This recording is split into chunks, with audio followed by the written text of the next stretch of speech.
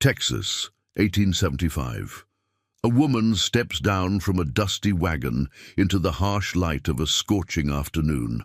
Her gloved hands clutch a well-worn letter bearing a stranger's hopeful promises. Her eyes scan the barren landscape, searching for the man whose portrait she's carried across 1,000 miles of wilderness. The future she traveled so far to claim appears nowhere in sight. Only the blackened remains of what was once a homestead.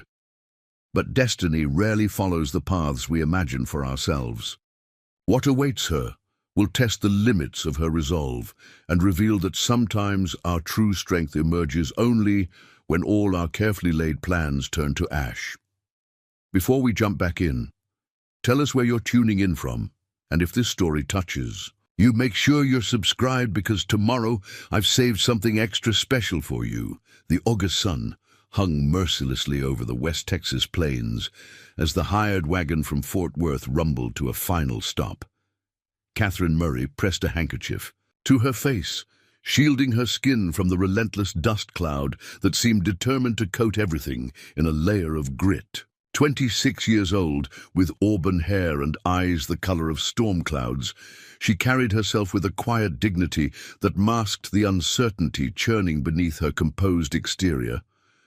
The journey from Boston had consumed 17 days of constant motion, each mile stretching the thread connecting her to the life she'd known until it finally snapped somewhere around the Mississippi River.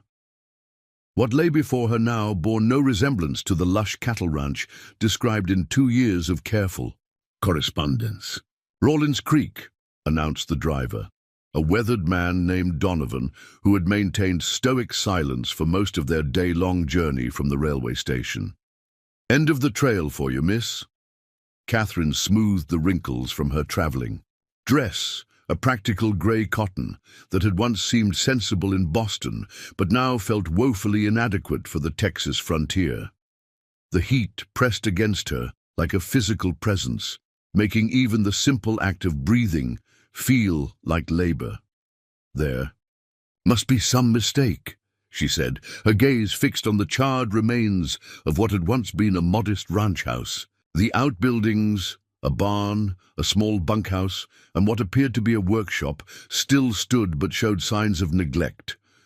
No smoke rose from any chimney, no animals grazed in the nearby pen, no Nathan Crawford came striding forward to greet his mail-order bride. Donovan spat a stream of tobacco juice into the dust. "No mistake, ma'am. This here's the Crawford place, or what's left of it." Inside her modest carpet bag lay her most precious possessions, a small leather portfolio containing her teaching credentials, $200 in carefully counted banknotes, and a daguerreotype of her parents, both gone now, to consumption. None of the scattered ranch hands working in the distance knew that the unassuming woman standing beside a hired wagon carried enough education to run a schoolhouse and enough determination to cross a continent alone. "Mr. Crawford," she asked the driver, scanning the property for any sign of human habitation, was there an accident?" The word "dead" caught in her throat, unwilling to be voiced. Donovan's leathery face creased in what might have been sympathy. "You might say that, miss. Rangers took him 3 weeks back. Horse theft's a hanging offense in these parts." The world seemed to tilt beneath Catherine's feet. After 15 months of correspondence, she had traveled halfway across the country to marry Nathan Crawford, whose letters had painted a picture of a modest but thriving cattle ranch 20 miles outside of Rawlins Creek. His last letter had explicitly stated he would meet her at this very spot on this very day. "There must be some mistake," she repeated, her voice barely audible over the hot wind rustling through the dry grass. Mr. Crawford's letters spoke of his business, his herd, his plans for expanding the ranch house before winter. Easy to write. "Pretty words," Donovan replied, already loading her trunk onto the hard-packed earth. "Harder to live honest by 'em." Within moments, the driver was climbing back onto his wagon seat, eager to begin the return journey before nightfall consumed the dangerous trail back to town. "Town's that way," he offered, pointing east. "'Bout 20 miles. stage comes through every Thursday if you're aiming to head back east." Catherine watched as the wagon disappeared in a cloud of dust, leaving her standing alone with her trunk and carpet bag in front of the charred skeleton of her intended future. The brutal reality of her situation slowly sank in. She was alone, in a strange territory, with limited funds and no immediate prospects. The man she had come to marry, a man she knew only through carefully penned letters, was apparently a horse thief facing a hangman's noose. A sound from the direction of the barn caught her attention. She turned to see a figure emerging from the shadows, a man with a pronounced limp, perhaps 40 years old, with a face weathered by sun and hardship. His clothes were worn but clean, and he carried himself with the wary posture of someone accustomed to hard work and harder luck. "Ma'am," he called, approaching cautiously. "You lost?" "I'm Catherine Murray," she replied, straightening her spine and summoning what dignity she could. I was to meet Nathan Crawford here today." The man's expression shifted to one of unmistakable pity. "I'm Samuel Abernathy. I was Crawford's foreman." He removed his hat, revealing sun-bleached hair and a deep scar that ran along his temple. "I'm afraid you've had a wasted journey, Miss Murray." "So it seems," Catherine replied, fighting to keep her voice steady. "The driver mentioned something about rangers and horse theft." Abernathy nodded grimly. "Crawford was running horses with altered brands. Rangers caught him red-handed driving a herd across the Brazos. He's in the territorial prison awaiting trial, though there ain't much question how that'll end." The brutal frankness of frontier justice struck Catherine like a physical blow. In Boston, there would have been lawyers, character witnesses, perhaps leniency for a first offense. Here, theft, particularly of horses, was a capital crime, with justice delivered swiftly and finally. "And the house?" she asked, gesturing toward the blackened timbers. "Lightning strike 2 weeks back. Nothing to be done by the time we saw the smoke from the north pasture." Catherine took a deep breath, forcing her mind to work practically despite the shock. "Do you still work here, Mr. Abernathy?" "Trying to hold what's left together," he confirmed. "Me and 2 hands. Cattle still need tending, and Crawford's brother, in San Antonio, might want to claim the property once everything's settled. Laws unclear on property rights when the owner's headed for the gallows." The growing darkness amplified the desolation of her circumstances. No husband, no home, no clear path forward or back. "Is there somewhere in town I might find lodging?" she asked, her practical nature asserting itself through the shock. Abernathy studied her for a long moment. "Town's no place for a lady alone. Miss Murray, too many men with too much whiskey and too little sense." He gestured toward the bunkhouse. "The hands are out with the herd tonight. You can take my quarters in the bunkhouse till morning. I'll sleep in the barn. By daylight, we can figure out what's to be done." The offer, though clearly well-intentioned, highlighted the precariousness of her position. A proper Boston lady would never consider accepting such an arrangement. But Boston was 1,000 miles and a lifetime away. "That's very kind, Mr. Abernathy," she said finally. "I would be grateful." As Abernathy carried her trunk to the bunkhouse, Catherine surveyed what remained of Nathan Crawford's ranch. The barn was sturdy, if neglected. The corral held perhaps a dozen horses, likely the legitimate portion of what had once been Crawford's business. The bunkhouse was simple but solid. Water flowed in a small creek just beyond the burned house, explaining the property's original appeal. Despite the devastating fire and its owner's disgrace, the land itself still held promise. Abernathy's quarters proved to be a Spartan but clean room, separated from the main bunkhouse by a simple partition. A narrow bed with worn but freshly laundered linens, a small table, a trunk and a washstand constituted the entirety of the furnishings. A shelf held a few dog-eared books, evidence that the foreman was a man of some education. "It's not much," he apologized, setting her trunk at the foot of the bed, "but it's dry and reasonably clean." "It will serve admirably for tonight," Catherine assured him. I'm grateful for your kindness to a stranger.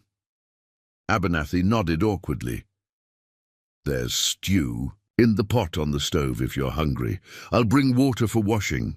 Left alone, Catherine sank onto the edge of the bed, finally allowing herself to absorb the magnitude of her situation. The carefully constructed future she had imagined, a respectable marriage, a fresh start in the West, escape from the limited options available to a spinster teacher in Boston, had disintegrated with each revelation about Nathan Crawford. From her carpet bag, she withdrew the packet of letters that had guided her across the continent. 23 letters, each bearing the same strong handwriting. She had believed herself cautious, insisting on corresponding for a full year before. Agreeing to travel west, Crawford's letters had been consistent, detailed, and seemingly sincere. He had described the ranch, the herd, the improvements he was making to the house, even the fruit trees he had planted in anticipation of her arrival. Had it all been fabrication? Or had a once honest man turned to dishonesty when circumstances grew challenging?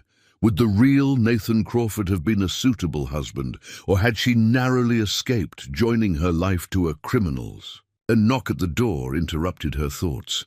Abernathy had returned with a bucket of water and a neatly folded towel. "Thought you might want to wash off the trail dust," he said, setting both on the small table. "I'll leave you to your privacy." "Mr. Abernathy," she called as he turned to go. Was Mr. Crawford a good employer?" The foreman paused, considering his words carefully.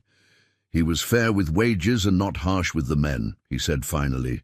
"But there was always something not quite settled in him, like a man running from something he couldn't name." He hesitated. "The horse thieving didn't surprise me when it came out. Some men can't resist an easy profit, even when they're doing well enough honest." After he left, Catherine used the cool water to wash away the dust of travel, changing into her nightdress behind the privacy screen in the corner. The simple act of cleansing restored some measure of her composure. As she prepared for sleep, she forced herself to consider her options logically. She could return east on the next stage, but the return journey would consume half her remaining funds, and Boston held nothing for her now. Her teaching position had been filled, her modest rooms let to another tenant, her few possessions either packed in her trunk or sold to finance her journey west. She could continue to the nearest sizable town, Fort Worth perhaps, and seek employment as a teacher or governess. Her credentials were excellent, her references impeccable, but positions for unmarried female teachers were scarce in the West, where education often took a distant second place to survival. Or she could remain here, at least temporarily, and assess whether this failed journey might yet yield some opportunity she couldn't presently envision. The decision, she realized, didn't need to be made immediately. Morning would bring clearer thinking and perhaps new possibilities. Sleep eluded her as the unfamiliar sounds of the Texas night filtered through the thin walls.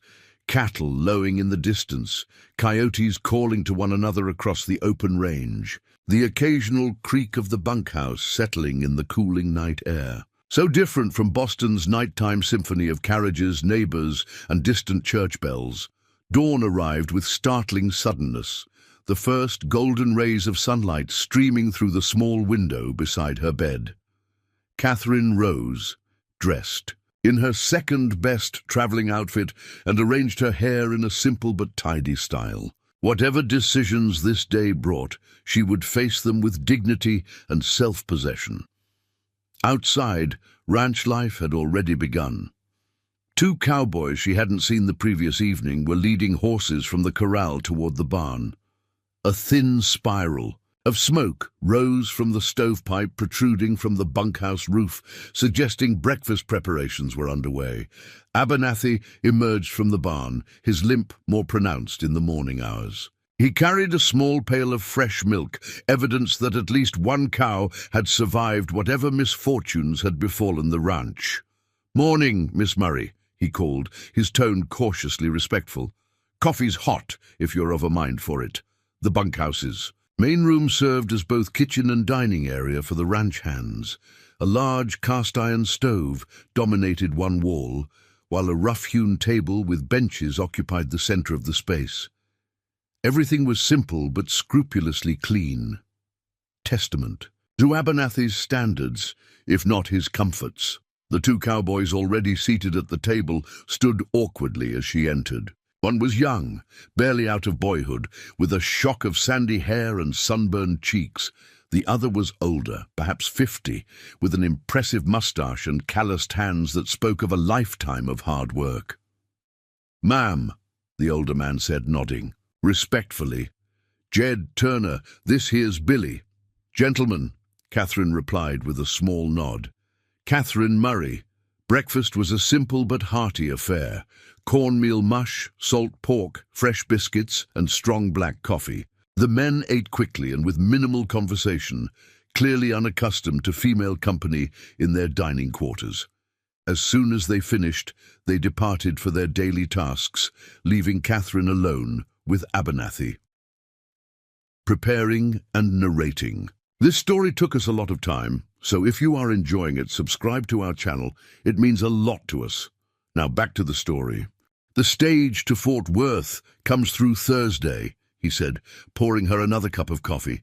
"That gives you 3 days to consider your options." "What would you do in my position, Mr. Abernathy?"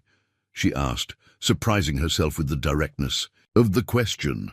He considered this seriously, showing her the respect of honest assessment rather than platitudes. "Depends on what you're running from and what you're running to," he said finally. "Most folks headed west are doing one or the other, sometimes both." The simple insight struck Catherine with unexpected force. He was right. She had been running. From the limited prospects of a spinster teacher in Boston, from the pitying glances of married former classmates, from the growing certainty that her life would be defined by what she lacked rather than what she might build. "I came seeking a future of my own making," she said carefully. "Marriage was to be the vehicle, not the destination." Abernathy nodded, understanding more than she had voiced. "Land's still good here," he observed. "Water's reliable even in drought years. Cattle are healthy. House can be rebuilt by anyone with determination and some help." He paused. "Crawford's brother may claim it all, but there's no certainty in that. He's a city man with no interest in ranching." "Are you suggesting I might have some claim to this property?" Catherine asked, startled by the implication. "Not suggesting anything, just laying out facts," Abernathy replied. "Crawford's guilt is established. His property will either go to kin or be sold to cover debts. But possession counts for something in these parts, and a woman willing to prove up the land might find the law takes an interest in her claim, especially if she can show she came in good faith." It was an audacious idea that she, Catherine Murray from Boston, might stake a claim to this damaged ranch rather than retreating in defeat. The practical obstacles were enormous: rebuilding a house, managing livestock, establishing legal rights in a territory where she knew no one and had no standing. Yet, as she looked through the window at the rolling Texas landscape, golden in the morning light, something stirred within her, a sense of possibility, of potential not yet extinguished by Nathan Crawford's deception or criminal acts. "I'd need to understand more about the legal standing," she said, thinking aloud, "and about the practical management of such an operation. Judge Williams comes through town every second Monday," Abernathy offered. "He's a fair man, not easily influenced by local interests. As for the practical side," he hesitated, "I've managed this ranch in truth, if not in name, for the past 2 years. Crawford was more interested in his side ventures than the day-to-day operations." The implication was clear. Abernathy possessed the knowledge she would need, while she potentially offered a path to securing the property's future that didn't involve surrendering it to an absentee owner. "Would you continue as foreman if ownership changed hands?" she asked. "Depends on the new owner," he replied honestly. "Some would bring their own people. Others might see the value in experience." Catherine made a decision that would alter the trajectory of her life. I believe I'll delay my departure until I've had the opportunity to speak with Judge Williams, she said. In the meantime, perhaps you might acquaint me with the operation of this ranch. If I'm to make an informed decision about my future, I should understand what I'd be undertaking. Something like approval flickered in Abernathy's weathered face. Ranch life isn't easy, Miss Murray, especially for someone raised with Eastern comforts. I wasn't raised with many comforts, Mr. Abernathy, she corrected gently. My father was a schoolteacher who died of pneumonia when I was 16. My mother took in mending to keep us housed and fed until consumption claimed her 3 years ago. I've been supporting myself by teaching since I was 18 years old. Her candor seemed to settle something for the foreman. He nodded once. Decision made. We'll start with a proper tour of the property, he said, rising from the table. Best, you know exactly what you're considering before you commit yourself. As they stepped outside into the bright Texas morning, Catherine felt a strange sense of alignment, as though the terrible shock of her arrival had somehow set her onto a path, more genuine than the one she had originally envisioned. Nathan Crawford had lied about many things, but the land itself was real. The opportunity it represented was tangible. Whether she stayed or continued her journey, this moment of standing on Texas soil, considering possibilities that would have been unthinkable in Boston, represented something profound, the first truly independent choice of her adult life. The midday sun beat down relentlessly as Samuel Abernathy led Catherine on horseback across the rolling expanse of the Crawford Ranch. She rode side-saddle on a gentle mare named Willow, her Boston riding lessons proving unexpectedly valuable on the Texas frontier. Property runs from that ridgeline to the creek, then east to the stand of live oaks, Abernathy explained, pointing to landmarks in the distance. About 1,200 acres total, though only 800 usable for grazing. Catherine took in the vastness of it all. In Boston, land was measured in precise city lots. Here, property boundaries followed the natural contours of the landscape, ridges, waterways, and tree lines marking territories in a way no city dweller could fully comprehend. And the cattle? She asked, noting several small groups of longhorns scattered across the grassland. 120 head, give or take. Not a large herd by Texas standards, but healthy stock with good bloodlines. Pride crept into Abernathy's voice. Been culling the weaker animals, improving the strain year by year. They rode past a small stream where cattle gathered to drink. Beyond it lay open pasture land dotted with mesquite and prickly pear. In the distance, a line of cottonwoods marked a larger watercourse. West pasture there has the sweetest grass, Abernathy continued. East section's rockier, better in wet seasons when the lower ground gets boggy. Catherine absorbed every detail, mentally cataloguing the information. If she were to pursue a claim on this property, understanding its attributes and challenges would be essential. The land itself was beautiful in a stark, uncompromising way, nothing like the manicured parks and ordered gardens of Boston, but alive with a wild vitality that stirred something unexpected within her. They crested a small rise, and Abernathy pointed toward a distant fence line.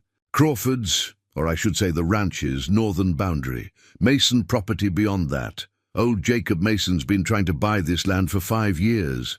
Offered Crawford fair price twice, got refused both times.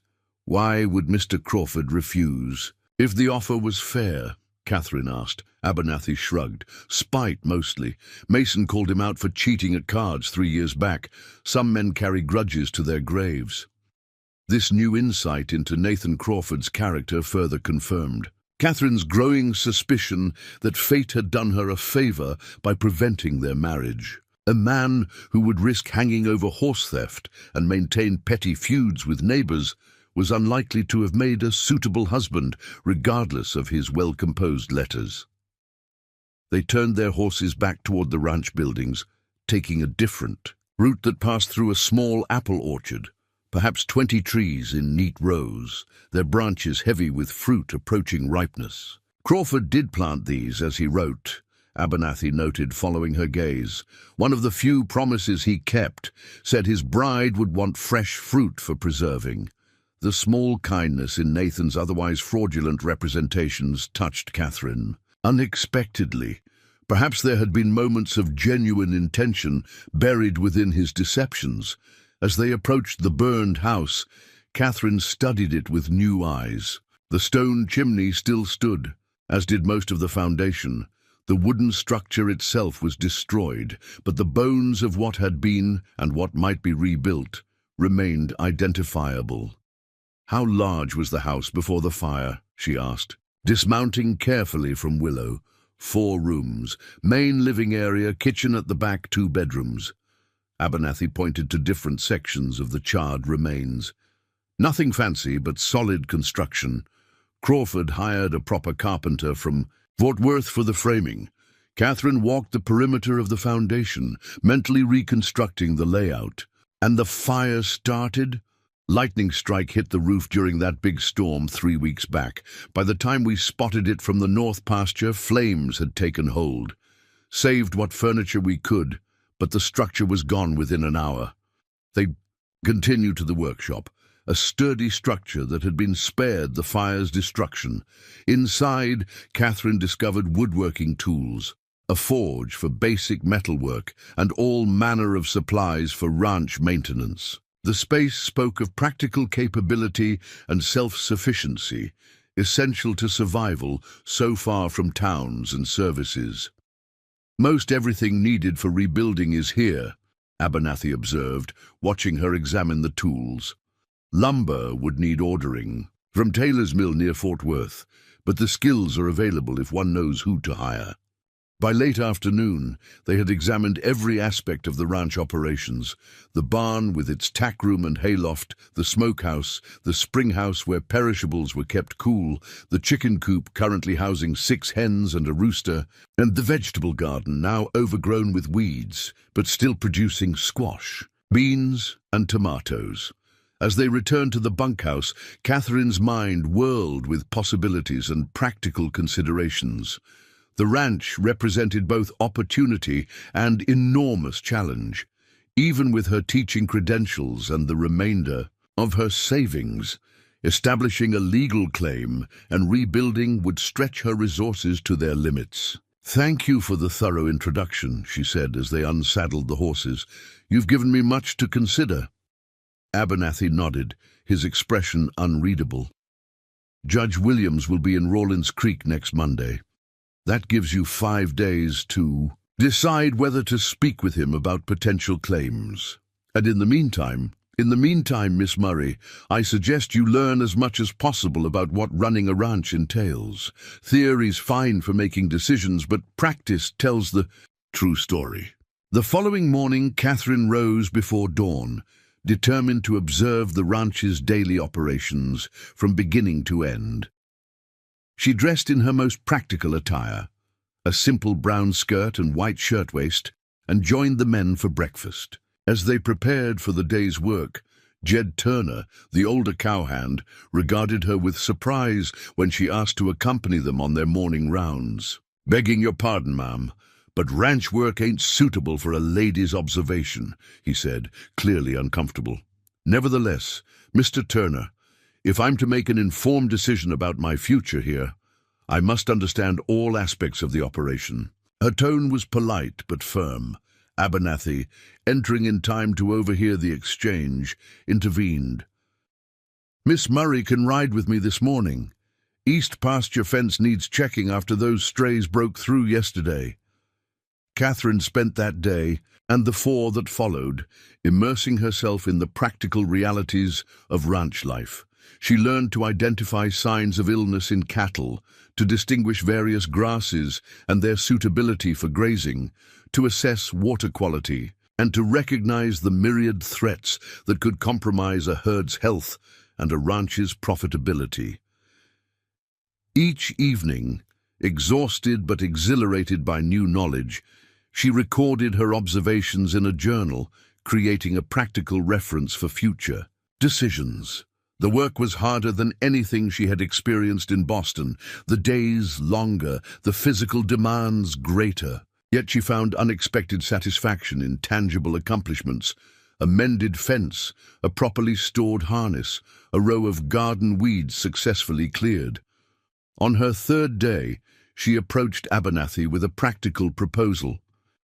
"The garden is salvageable," she said. "With proper attention, it could provide vegetables for the household through fall and preserves for winter." He studied her dirt-streaked face and calloused hands with something like respect. "You've got a feeling for growing things?" "My mother maintained a small kitchen garden behind our Boston home. Space was limited, but she coaxed remarkable yields from every inch."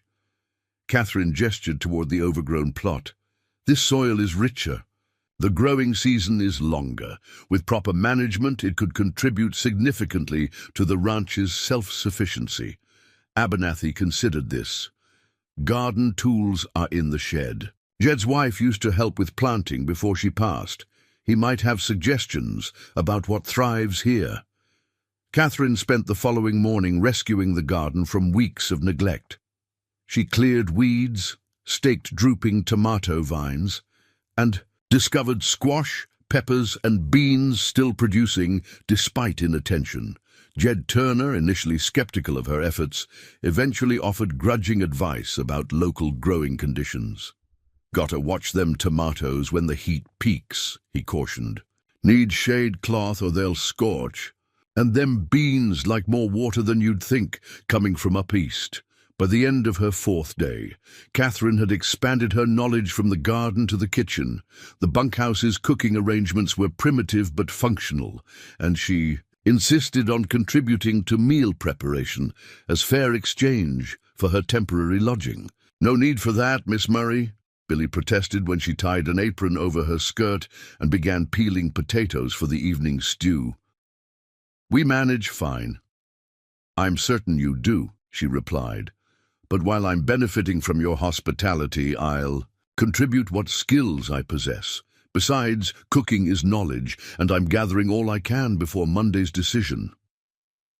The simple act of preparing meals alongside the ranch hands gradually eased the formality between them. Over dinner that evening, conversation flowed more naturally than in previous days, with Jed sharing stories of early Texas ranching and Billy enthusiastically describing a horse-breaking technique he'd observed on a neighboring property.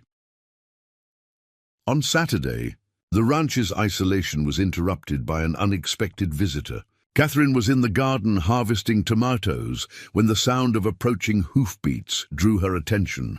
A well-dressed man in his 50s rode toward the main buildings, his horse's quality and his own attire suggesting prosperity. Abernathy emerged from the barn, his posture noticeably tense.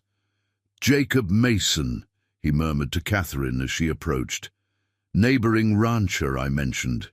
Don't expect pleasantries." Mason dismounted with the ease of a lifetime horseman, his assessing gaze taking in the burned house, Catherine's presence, and Abernathy's guarded stance. "Samuel," he acknowledged with a curt nod, "heard Crawford's finally facing justice for those altered brands. About time." "Mr. Mason," Abernathy replied neutrally.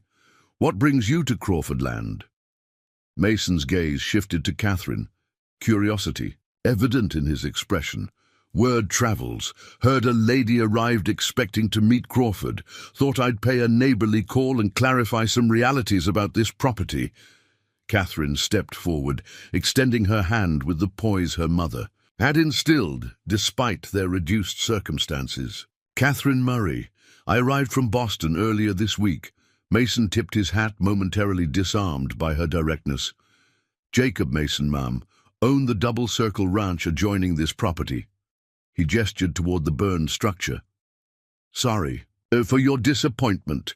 Crawford misrepresented more than just horse brands, it seems." "So I've discovered," Catherine acknowledged, "though the land itself appears to have merit beyond its former owner's character." Mason's eyes narrowed slightly at this response. "Land's decent enough, would integrate well with my operation." He turned to Abernathy. "I'll be speaking with the territorial authorities about purchasing this property once Crawford's conviction is finalized, willing to take on the existing hands if they're interested in staying on." The statement, while presented as generosity, carried an unmistakable message. Mason considered the Crawford ranch as good as his and was making preliminary arrangements accordingly. "That's uncommonly thoughtful," Catherine replied before Abernathy could respond. "Though I understand the legal disposition of the property remains undetermined, pending multiple considerations." Mason studied her with new intensity. "No offense intended, Miss Murray, but a woman alone has limited prospects for property ownership in these parts, especially when competing claims exist. Crawford's brother in San Antonio has already corresponded with me about purchasing his potential inheritance." "How fortuitous for you to have such foresight," Catherine observed, her tone pleasant but her meaning clear. She was not so easily dismissed. Mason remounted his horse, his expression calculating. "Judge Williams arrives Monday. Perhaps clarity will follow." He nodded to both of them. "Good day." As Mason rode away, Abernathy turned to Catherine with grudging admiration. "Most folks find Mason intimidating. He's not accustomed to being challenged, especially by women." "I taught 30 Boston children of varying temperaments for 8 years, Mr. Abernathy. It takes more than a presumptuous rancher to unsettle me." Nevertheless, Mason's confidence regarding the property's disposition was disquieting. If Crawford's brother had already indicated willingness to sell, her potential claim would face significant obstacles. That evening, after the men had retired to their quarters, Catherine sat alone by the bunkhouse stove, reviewing her journal entries from the past days. She had learned much about the ranch's operations, its strengths and vulnerabilities, its potential for improvement. The question remaining was whether pursuing a claim represented boldness or foolishness. A soft knock interrupted her reflections. Abernathy stood in the doorway, holding a small wooden box. "Found these when we salvaged what we could from the house fire," he said, setting the box on the table. "Crawford's papers. Thought they might help with your decision-making." Inside the box lay a collection of documents, property deeds, cattle purchase records, tax receipts, and correspondence. Catherine examined them carefully, her teaching experience making her methodical in organizing information. Several items proved immediately significant. The original property deed, dated 1868, listed a purchase price substantially below what the land would command now. Tax payments were current through the previous quarter. A letter from Crawford's brother Michael, dated 3 months earlier, expressed disinterest in the ranch and suggested Nathan find another investment partner if expansion capital is needed. Most revealing was a document at the bottom of the collection, Catherine's own letters to Nathan, bundled together with the photograph she had sent upon his request. Her words, earnest and hopeful, now seemed painfully naive. The Catherine who had written those letters felt like a stranger to the woman who now read them under the light of a Texas oil lamp. "He kept them," she murmured, surprised despite herself. Abernathy, who had remained by the door, nodded. "Was excited when your acceptance came. Had the men whitewashed the house interior, ordered new curtain material from Fort Worth." The contradiction between Crawford's criminal activities and his apparent sincerity regarding their marriage was difficult to reconcile. "When did the horse theft begin?" "About 6 months ago, near as I can figure. Ranch was doing all right, but Crawford always wanted more. Faster growth, bigger profits. Started small, a horse here and there, altered brands, sold to buyers who didn't ask questions, then graduated to larger operations." "And you didn't report him?" The question wasn't accusatory, merely seeking understanding. Abernathy's expression tightened. Complicated loyalty, Miss Murray. I've worked this land 5 years, helped build it from scrub prairie to working ranch. Reporting Crawford meant risking everything we'd built. By the time the thefts became too significant to ignore, the Rangers were already investigating. The honesty of his answer emphasized the complex realities of frontier life, where law and justice often operated in murky territory, and survival sometimes demanded uncomfortable compromises. Catherine returned to the documents, searching for anything that might strengthen a potential claim. What she found instead was a half-completed letter from Crawford to herself, dated 3 days before his arrest. The content was surprising. "My dear Catherine, as your arrival draws near, I find myself compelled toward greater honesty than our correspondence has previously contained. While the ranch exists as described, certain aspects of my business dealings would not withstand the scrutiny of a wife with your evident principles. I have undertaken actions that, while profitable, exist in the shadow of law and common decency. Upon reflection, I cannot in good conscience bind you to a man whose character fails to match the portrait I've painted in our exchanges. Yet selfishly, I cannot bring myself to directly discourage your journey, as the prospect of your arrival has become the brightest aspect of my future. Perhaps upon meeting, you will discern my unworthiness and choose to continue your journey. Elsewhere, should that occur, I will provide funds for safe passage to whatever destination you select as fair compensation for the disappointment." The letter remained unsigned, apparently abandoned before completion. Whether Crawford had intended to actually send it remained unclear, but its existence suggested a complexity to his character beyond simple villainy. "He knew he wasn't worthy," Catherine said softly, showing Abernathy the letter. "Yet couldn't bring himself to prevent my coming." "Man of contradictions," Abernathy acknowledged, "capable of both decency and its opposite, sometimes in the same day." Catherine carefully returned the documents to their box, her decision crystallizing. "I'll speak with Judge Williams on Monday," she said with quiet determination, not with certainty of outcome, but with clarity of purpose. Abernathy studied her face in the lamplight. "And that purpose would be?" "To build something honest from these complicated beginnings," she replied. "To see if a woman alone can transform deception into something worthwhile." For the first time since her arrival, Abernathy's weathered face showed a genuine smile. "Judge Williams appreciates forthright speech and clear intentions. You'll do well with him." As Catherine prepared for sleep that night, her Boston life seemed increasingly distant, like a story read long ago rather than her own recent history. In just 1 week, the rhythms and realities of ranch life had begun to reshape her understanding of possibility. The burned house, rather than representing shattered dreams, now appeared as an opportunity, a chance to build something that was truly hers from the very foundation. The garden's resilience, despite neglect, mirrored her own unexpected adaptability. The vastness of the Texas landscape, initially overwhelming, now promised a freedom she had never experienced within Boston's rigid social confines.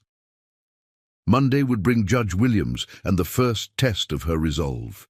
Jacob Mason's confidence suggested opposition ahead. Crawford's brother remained an unknown factor in the property's disposition. The legal path would undoubtedly present obstacles she couldn't yet foresee.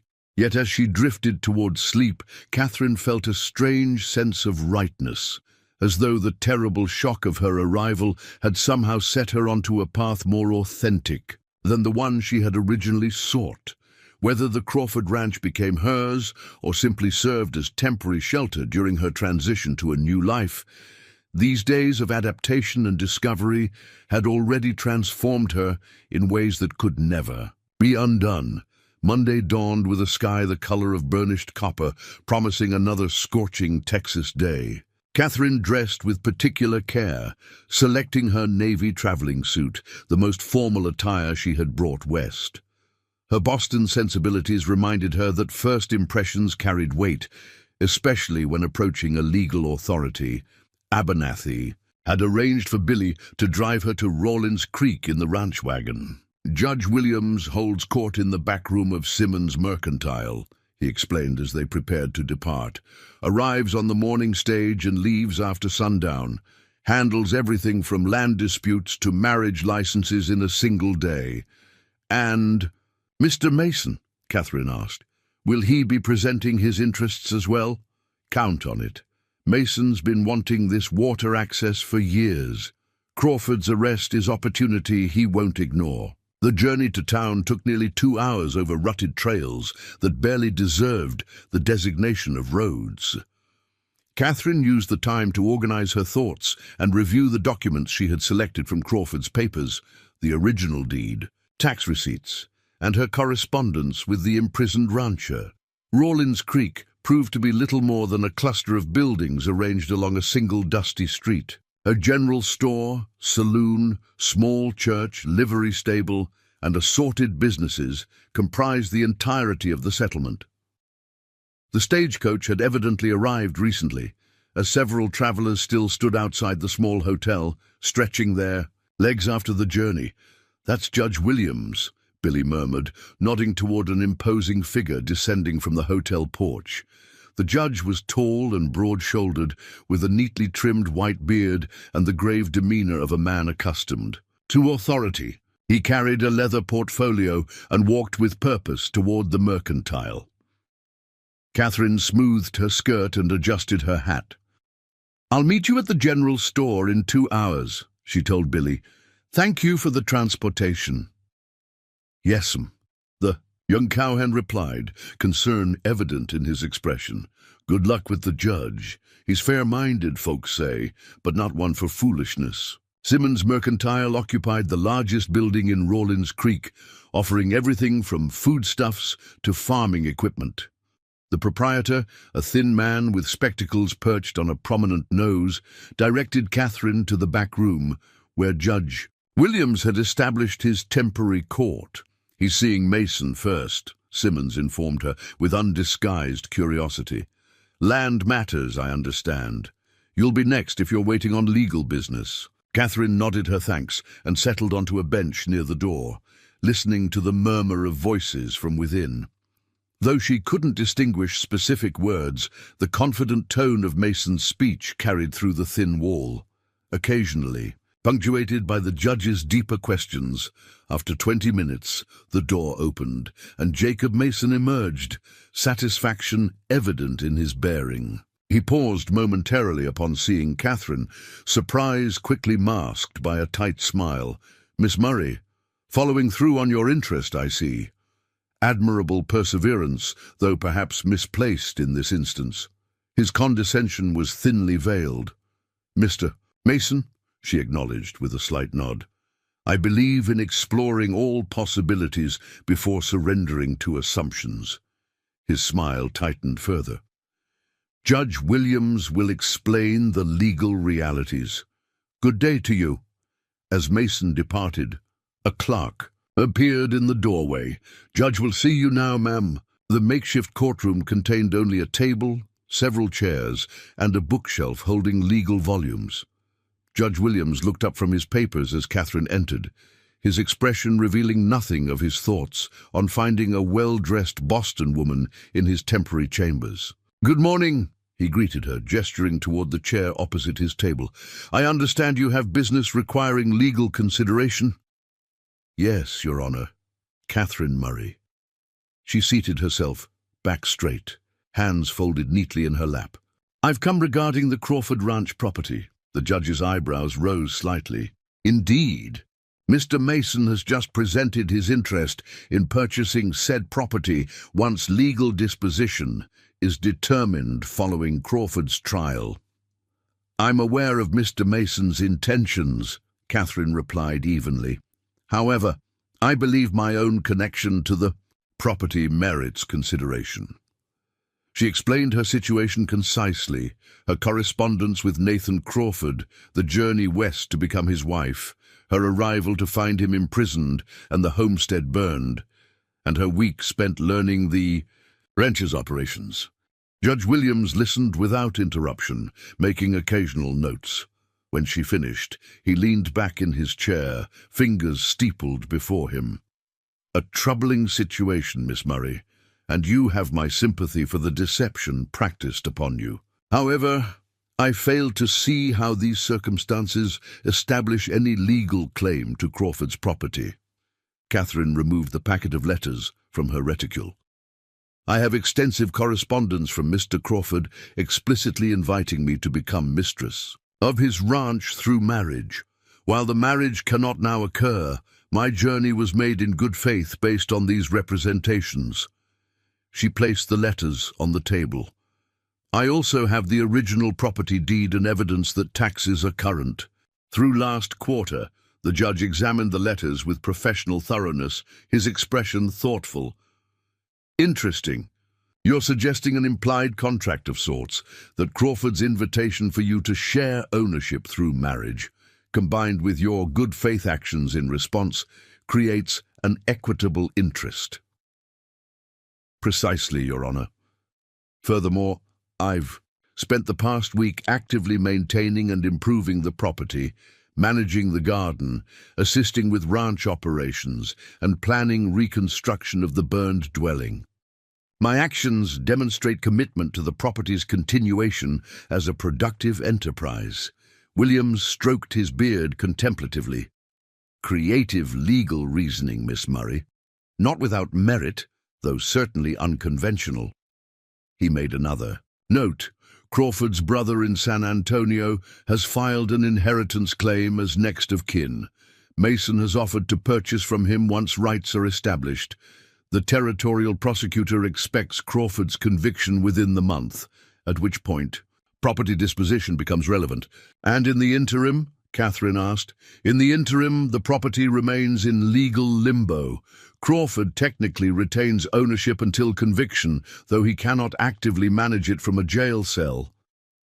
The judge studied her intently.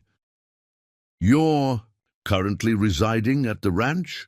"In the foreman's quarters, with his permission while he uses the barn. The arrangement is temporary and entirely proper, with ranch hands as witnesses to propriety." Williams nodded. "And your intentions regarding the property, should your claim receive consideration?" Catherine had anticipated this question.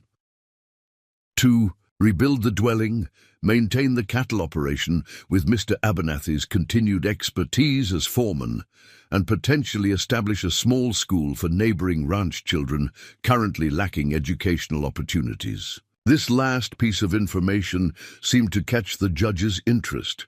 "You're qualified as a teacher. 8 years' experience in Boston schools, with references available by telegraph if required." She withdrew her teaching credentials from the packet of documents. "Education is severely lacking in this region, from what I've observed." Williams examined her credentials with greater attention than he had shown the ranch documents. "Indeed it is, Miss Murray.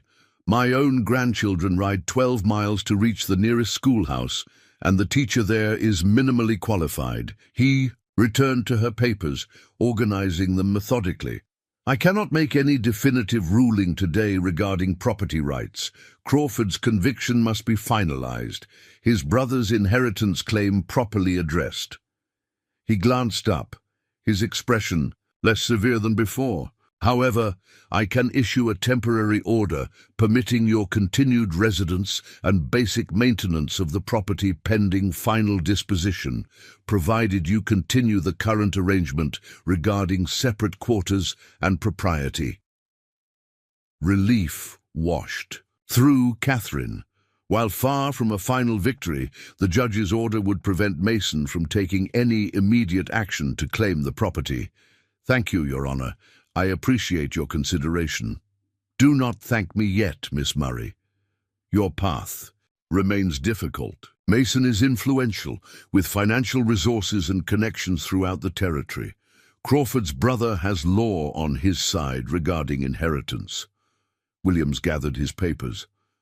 "But intelligence and determination sometimes balance such scales, particularly when combined with community benefit like education. As Catherine left the mercantile, she felt both encouraged and sobered by the judge's assessment. Legal validation of her temporary residence bought valuable time, but the challenges ahead remained substantial. Billy waited by the wagon, his youthful face anxious. "How'd it go, Ma'am? Judge Williams has granted temporary recognition of my residence and maintenance rights," she explained, climbing onto the wagon seat. "Not ownership, but a beginning." The young cowhand smiled broadly. "That's something. Mason came through looking like he'd bitten a green persimmon. Figured you must have said something the judge liked." "Schools," Catherine replied.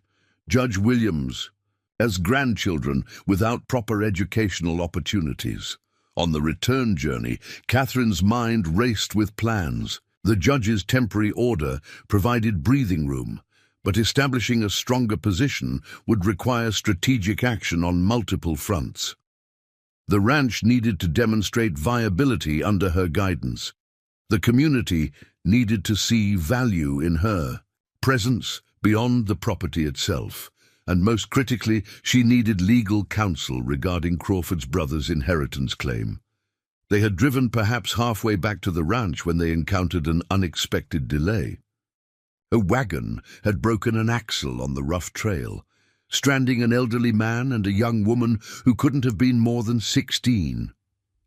The girl cradled an infant, while the man examined the damaged vehicle with evident dismay. "Hold up, Billy," Catherine directed. "They need assistance."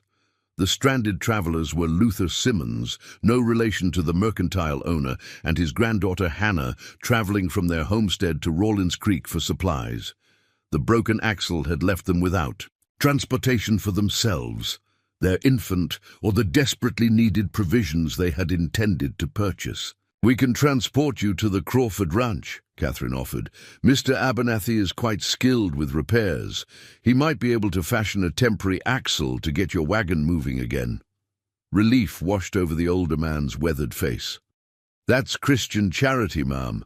We'd be most grateful." As they traveled, Catherine learned the Simmons family operated a small homestead 10 miles southwest of the Crawford property. Luther, his son Daniel, and Daniel's wife Emily had established their farm 3 years earlier. Hannah had married a neighboring farmer's son the previous year, but was temporarily living with her grandparents after her husband enlisted in the cavalry. "Emmy's been poorly since the baby came," Luther explained, concern evident in his voice. "That's why we were heading to town. Need medicine from the doctor more than my home remedies can manage." Catherine glanced at Hannah, noting the girl's evident exhaustion and worry. "What are her symptoms?" "Fever comes and goes, no appetite. Weak as a newborn kitten." Hannah's voice trembled. "She can barely nurse little Thomas. Grandpa's willow bark tea helps some, but not enough." The description suggested childbed fever, a condition Catherine had witnessed among acquaintances in Boston. Without proper medical attention, Emily's condition could become dire. "The medicine you seek," Catherine asked Luther, "did the doctor specify sulfate of quinine?" The old man looked surprised. "That's it exactly. You know doctoring, ma'am. Not doctoring, but nursing basics. My mother served as a neighborhood midwife in Boston." Catherine made a swift decision. "I have medicines in my trunk from my journey west, including quinine. Your daughter-in-law is welcome to it." Hannah's eyes filled with tears. "God must have put you in our path today, ma'am."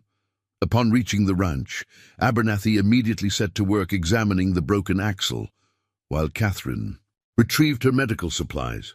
The small bottle of quinine had been packed as a precaution for the western journey, where malaria sometimes occurred near riverlands.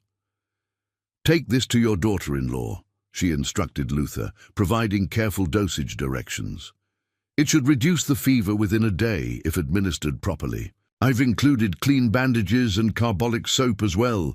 Luther clutched the package with reverent care. "How can we repay such kindness, Miss Murray? We're not people of means." Catherine considered the weather-beaten farmer with his anxious granddaughter, and the infant now sleeping in her arms, An idea formed, one that might serve both the Simmons family's needs and her own strategic position. "Do neighboring families have school-aged children without access to education?" she asked. Luther nodded emphatically. 5 homesteads within riding distance, at least 12 children between them. Nearest schools 20 miles south. Most families can't spare children for the journey, especially during planting and harvest. "I'm a qualified teacher," Catherine explained. "I'm considering establishing a small school at the Crawford Ranch if my residence becomes permanent. Would families support such an endeavor?" "Support it?" Luther's face brightened. "Miss Murray, they'd praise the Almighty for it. Our Daniel learned his letters, but poor Hannah barely knows how to sign her name. All these children growing up without proper learning, it's a burden on every parent's heart." By evening, the situation had evolved in unexpected ways. Abernathy had fashioned a temporary axle that would allow the Simmons wagon to return home, but darkness was falling rapidly. At Catherine's insistence, Luther and Hannah remained overnight, with Hannah and the baby occupying Catherine's bed, while she shared the main bunkhouse room with the ranch hands. The arrangement was unconventional, but the presence of a young mother and infant transformed the bunkhouse dynamics completely. Even Jed, normally gruff and reserved, showed a surprising gentleness toward Hannah and the infant, whittling a small wooden rattle as the evening progressed. Over the simple supper Catherine prepared, Luther shared valuable information about the surrounding community, which families had children of school age, which homesteaders were struggling and might appreciate employment opportunities, which neighboring ranchers held influence with territorial authorities. "Mason's got money and connections," the old farmer acknowledged, "but folks around here haven't forgotten how he forced the Wilkins family off their homestead 3 years back. Legal on paper, but hard-hearted in practice." Catherine absorbed every detail, recognizing that community support might ultimately prove as valuable as legal arguments in establishing her position. And Crawford, how was he regarded locally? Luther's expression turned thoughtful. Kept to himself mostly, wasn't unfair in business dealings, paid his debts prompt. The horse thieving surprised some, though others said a man that was restless was bound for trouble eventually. After Luther and Hannah retired to their respective sleeping arrangements, Catherine joined Abernathy outside. The night air had cooled, and stars blazed across the vast Texas sky with an intensity she had never witnessed in Boston.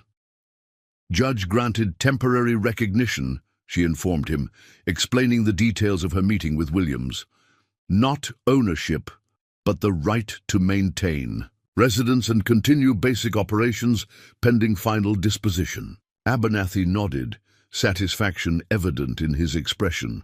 "Good first step. Mason won't be pleased." "No," Catherine agreed, but Judge Williams seemed interested in the possibility of educational opportunities for local children.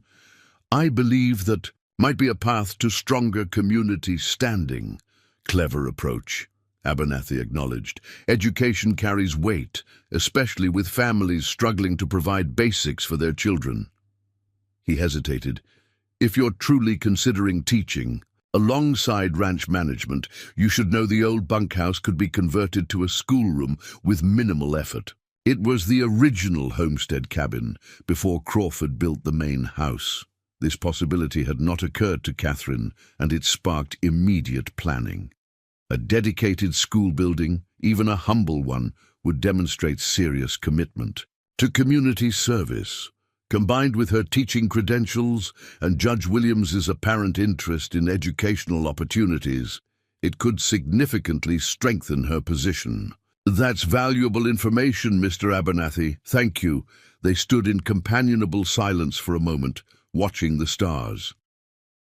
Catherine found herself increasingly appreciative of the foreman's quiet competence and straightforward manner.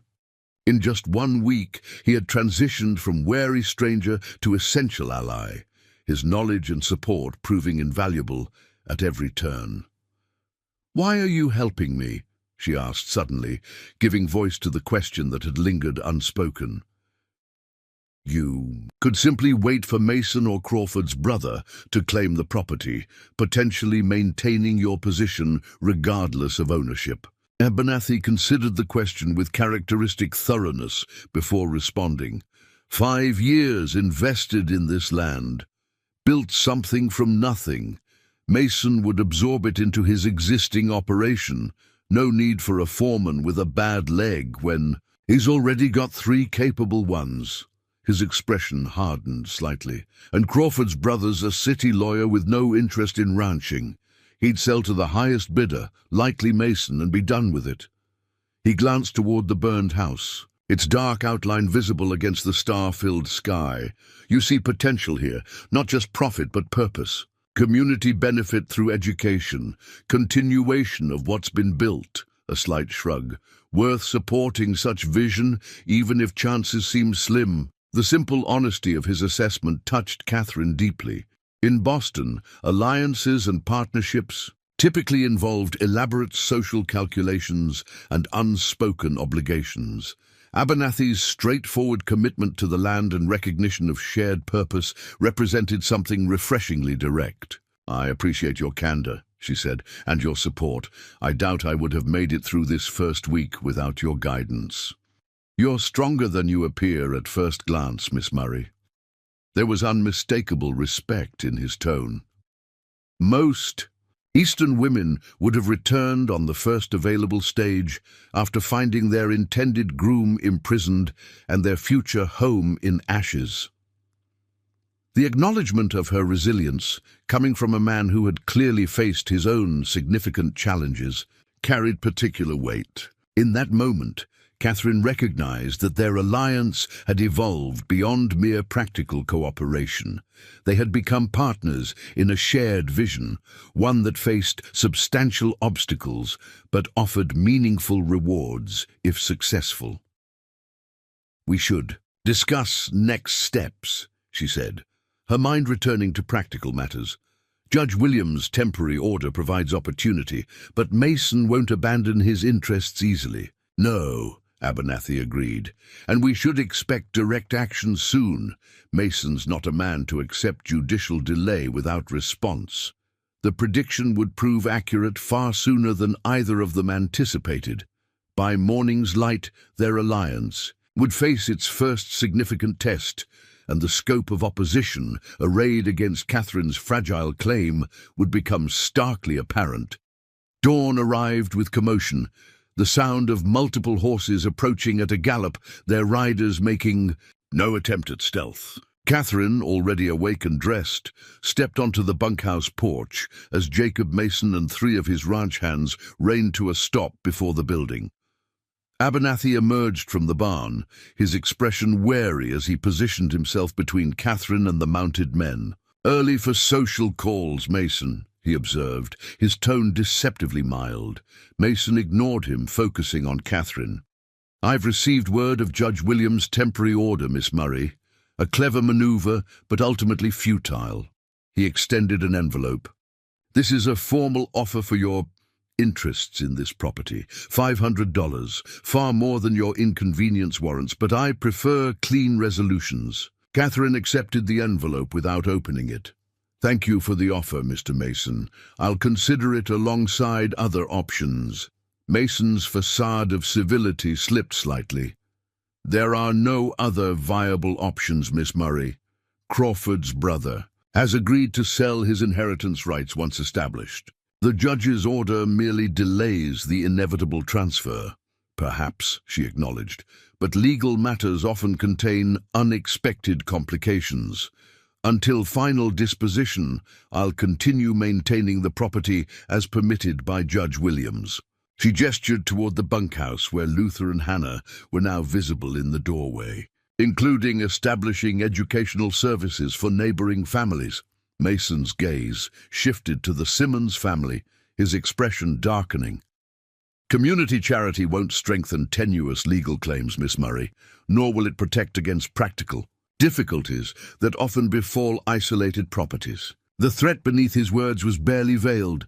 Cattle stray, accidents occur, supplies become difficult to obtain when merchants understand their long-term interests. Before Catherine could respond, Luther Simmons stepped forward, his aged frame somehow dignified despite his rough clothing. "That sounds mighty close to threatening a lady, Mason. Folks around here might take notice of such behavior." Mason's attention shifted to the elderly farmer, contempt evident in his expression.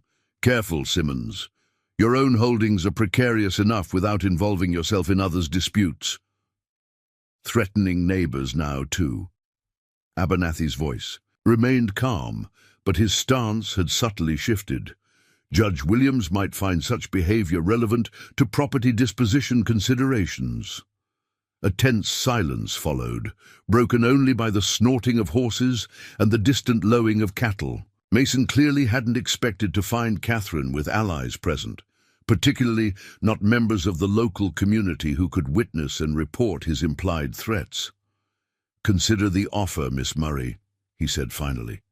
"It expires in 3 days." With a curt nod to his men, he wheeled his horse and departed, dust billowing behind the retreating riders.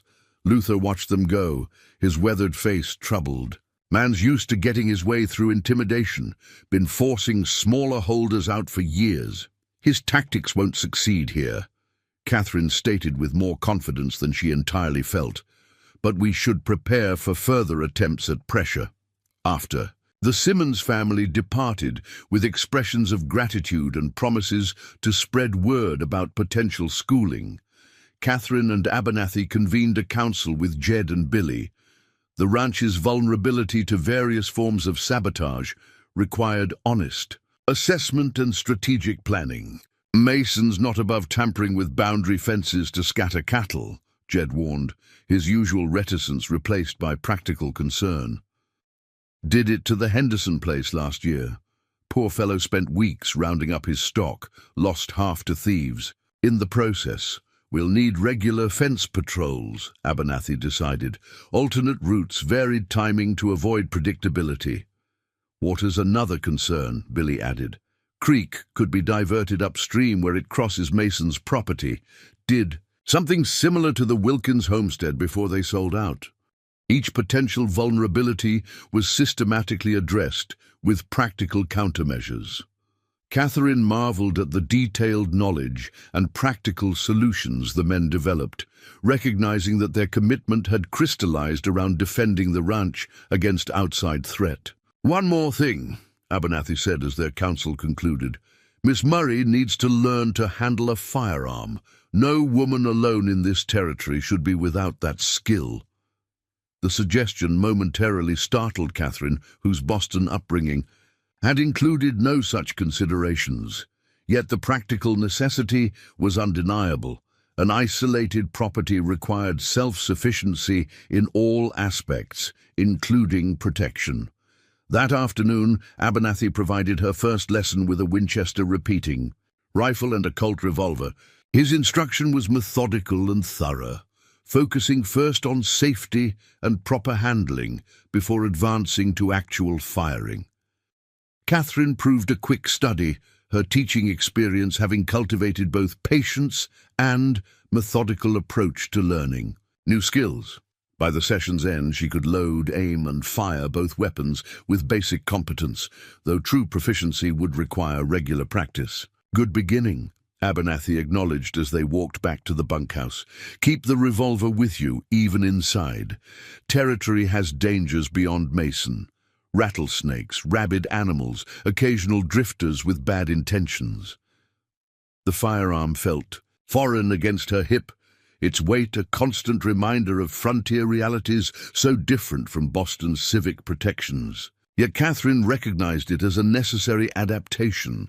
Like so many others, she had embraced since arriving at the burned homestead.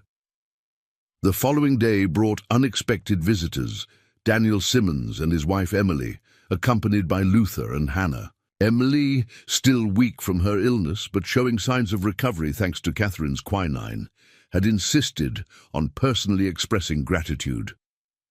"The medicine saved her life," Daniel stated simply, emotion evident beneath his restrained manner. "Doc in town said another day without treatment might have been too late." Emily, cradling baby Thomas while seated on the bunkhouse porch, looked up at Catherine with genuine gratitude. "Luther says you're planning to start a school here, Mom. Is it true?" "That's my intention, if circumstances permit," Catherine confirmed. "Do you have older children who might attend?" "Just Thomas for now," Emily replied. "But neighboring families have school-age children with no educational opportunities. The Hendersons have 3, the Clarks have 2 old enough for learning, and the Patterson twins are 7 now." This casual census confirmed what Luther had suggested: sufficient children within riding distance to justify a small school. As they discussed potential arrangements, Daniel mentioned that his brother was a capable carpenter currently seeking work. "Joshua could help with converting the old bunkhouse to a schoolroom," he offered, "and with rebuilding the main house when you're ready. He's been having trouble finding steady work since Mason undercut his bid on the church expansion." Catherine recognized the opportunity immediately. "I'd appreciate discussing possibilities with him. The judge's order permits property maintenance and necessary improvements." By the time the Simmons family departed, preliminary arrangements had been made for Joshua to assess the old bunkhouse the following week. More significantly, word of Catherine's educational plans and her generosity with life-saving medicine would now spread throughout the neighboring homesteads. That evening, Catherine opened Mason's envelope, examining his formal offer with practical consideration. $500 represented a significant sum, enough to establish herself comfortably in a larger town, and perhaps even start a small private school. The rational choice might be accepting this resolution rather than fighting an uncertain legal battle against established interests. She found Abernathy repairing tack in the barn, his skilled hands working leather with practiced efficiency despite his limitation. "Mason's offer," she said, extending the document. $500 for any interest I might claim in the property." Abernathy wiped his hands before accepting the paper, studying its contents with careful attention. "Fair market value for alleged inconvenience," he noted. "Not for property worth 10 times that amount." "It would provide a fresh start elsewhere," Catherine observed, testing the practical considerations aloud. "Without legal battles against overwhelming odds." Abernathy returned the document without comment, resuming his repair work with methodical focus. After several minutes of silence, he spoke without looking up from his task. "Choice is yours alone, Miss Murray, but you've shown unusual determination for someone seeking easier paths." The simple observation crystallized something within Catherine. She had indeed traveled west, seeking determination of her own fate, rather than acceptance of limited options. Surrendering to Mason's pressure, however practical it might appear, would undermine the very independence she had sought. "I'll decline the offer," she decided, politely but firmly. Abernathy nodded, satisfaction evident in his expression. Expected nothing less. The following days established new patterns as Catherine divided her time between ranch operations, preparations for converting the old bunkhouse to a schoolroom, and continued exploration of legal strategies. Each evening, she recorded the day's developments and financial expenditures in a leather-bound ledger, creating a documented history of her stewardship. Joshua Simmons proved to be an exceptional craftsman when he arrived to assess the old bunkhouse. In his mid-30s, with the weathered complexion of an outdoorsman, he approached the project with professional thoroughness, examining the structure's soundness before offering recommendations. "Building's solid," he concluded. "Needs new windows. For better light, proper desks for writing lessons, blackboard on that wall. Could add a covered porch for shade during midday break." His detailed estimate for materials and labor was reasonable, particularly considering the strategic value of the improvement. "When could you begin?" Catherine asked. "Tomorrow, if you're..." "Decided," Joshua replied. "Brought tools with me just in case." By week's end, the transformation was well underway. New windows had been installed, allowing natural light to flood the interior. Long tables and benches were taking shape from lumber Joshua had brought in his wagon. The project had attracted additional assistance when Daniel Simmons and two neighboring farmers arrived with offers of labor in exchange for future educational opportunities for their children. "We can't offer cash payment," explained Robert Henderson, a solidly built man with 3 young children. "But we value learning and want to support what you're building here." Their involvement represented more than practical assistance. It demonstrated community investment in Catherine's vision, creating witnesses to her legitimate improvement of the property. Each new alliance strengthened her position against Mason's pressure tactics. Ranch operations continued alongside these developments. Catherine insisted on participating in daily chores, from feeding chickens to assisting with cattle management from horseback. Her riding skills improved rapidly with practice, and she gradually acquired the practical knowledge essential to understanding the business aspects of ranching. Abernathy proved an exacting but patient teacher, explaining livestock management, grazing rotation, water conservation, and weather prediction with the same thoroughness he applied to all tasks. Under his guidance, Catherine began to develop genuine competence in areas completely foreign to her Boston experience. Their working relationship evolved into a comfortable partnership based on complementary abilities. Catherine's educational background and organizational skills brought systematic record-keeping and strategic planning to the operation, while Abernathy's practical experience and deep knowledge of the land provided an essential foundation. "Books, balance for the month," she informed him one evening, closing the ledger with satisfaction. "If cattle prices hold through fall, the ranch shows potential for modest profit even with rebuilding expenses." Abernathy nodded appreciatively. "Crawford never maintained proper accounts, ran operations on rough estimates and intuition. Your approach brings clarity. Such moments of mutual respect and acknowledged value occurred with increasing frequency, cementing their partnership through demonstrated competence rather than mere necessity. They developed routines that accommodated each other's strengths and compensated for limitations without drawing attention to them." When Catherine struggled to move heavy feed bags, Abernathy redesigned the storage system to eliminate the need for lifting. When he found certain repair tasks challenging with one arm, she automatically positioned herself to provide steady support without explicit request. Neither mentioned these accommodations. They simply became part of their shared approach to daily challenges. 3 weeks after Judge Williams' temporary order, the educational aspect of Catherine's strategy bore unexpected fruit. A letter arrived from the judge himself, delivered by a passing freight wagon. "Miss Murray, information has reached me regarding your efforts to establish educational opportunities for neighboring families, including conversion of an existing structure to proper schoolroom. Such community benefit represents meaningful improvement to property currently under legal consideration. I shall visit Rawlins Creek again on September 15th. A progress report regarding educational preparations, including expected enrollment and curriculum plans, would be pertinent to ongoing legal determinations. Respectfully, Judge Ezekiel Williams." The letter represented significant encouragement, evidence that Catherine's strategic focus on education as community benefit had indeed captured the judge's interest.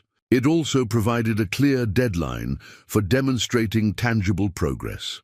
September 15th gives us 3 weeks to complete the schoolroom and formalize enrollment, she told Abernathy, energized by this development. "If neighboring families commit their children officially, it strengthens our position considerably." He nodded thoughtfully. "Mason won't remain idle when he learns of this development, likely to escalate pressure tactics." The prediction proved accurate. The following morning, Catherine discovered their garden had been trampled overnight, vegetables uprooted and fencing broken. No tracks were visible in the hard, packed earth, but the message was clear. Vulnerability extended to their food supply, rather than discouraging community involvement. However, the vandalism catalyzed it. When Emily Simmons heard of the destruction, she arrived the next day with Hannah and 3 neighboring women bearing seedlings and vegetable starts from their own gardens.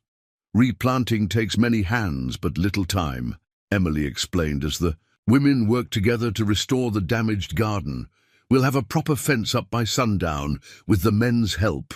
By day's end, not only had the garden been restored, but a more substantial fence had been erected around it, and plans established for regular neighborhood patrols of the property. Mason's intimidation tactics had inadvertently strengthened the very community bonds Catherine had sought to cultivate. The schoolroom's completion became a similar community project. Joshua's craftsmanship formed the foundation, but neighbors contributed additional elements: hand-sewn curtains for the windows, a cast-iron stove relocated from an unused cabin, slates and chalk purchased through pooled resources. When Catherine expressed concern about repaying such generosity, Luther Simmons waved away her protests. "Education's payment enough. Most folks here left school early from necessity, not choice.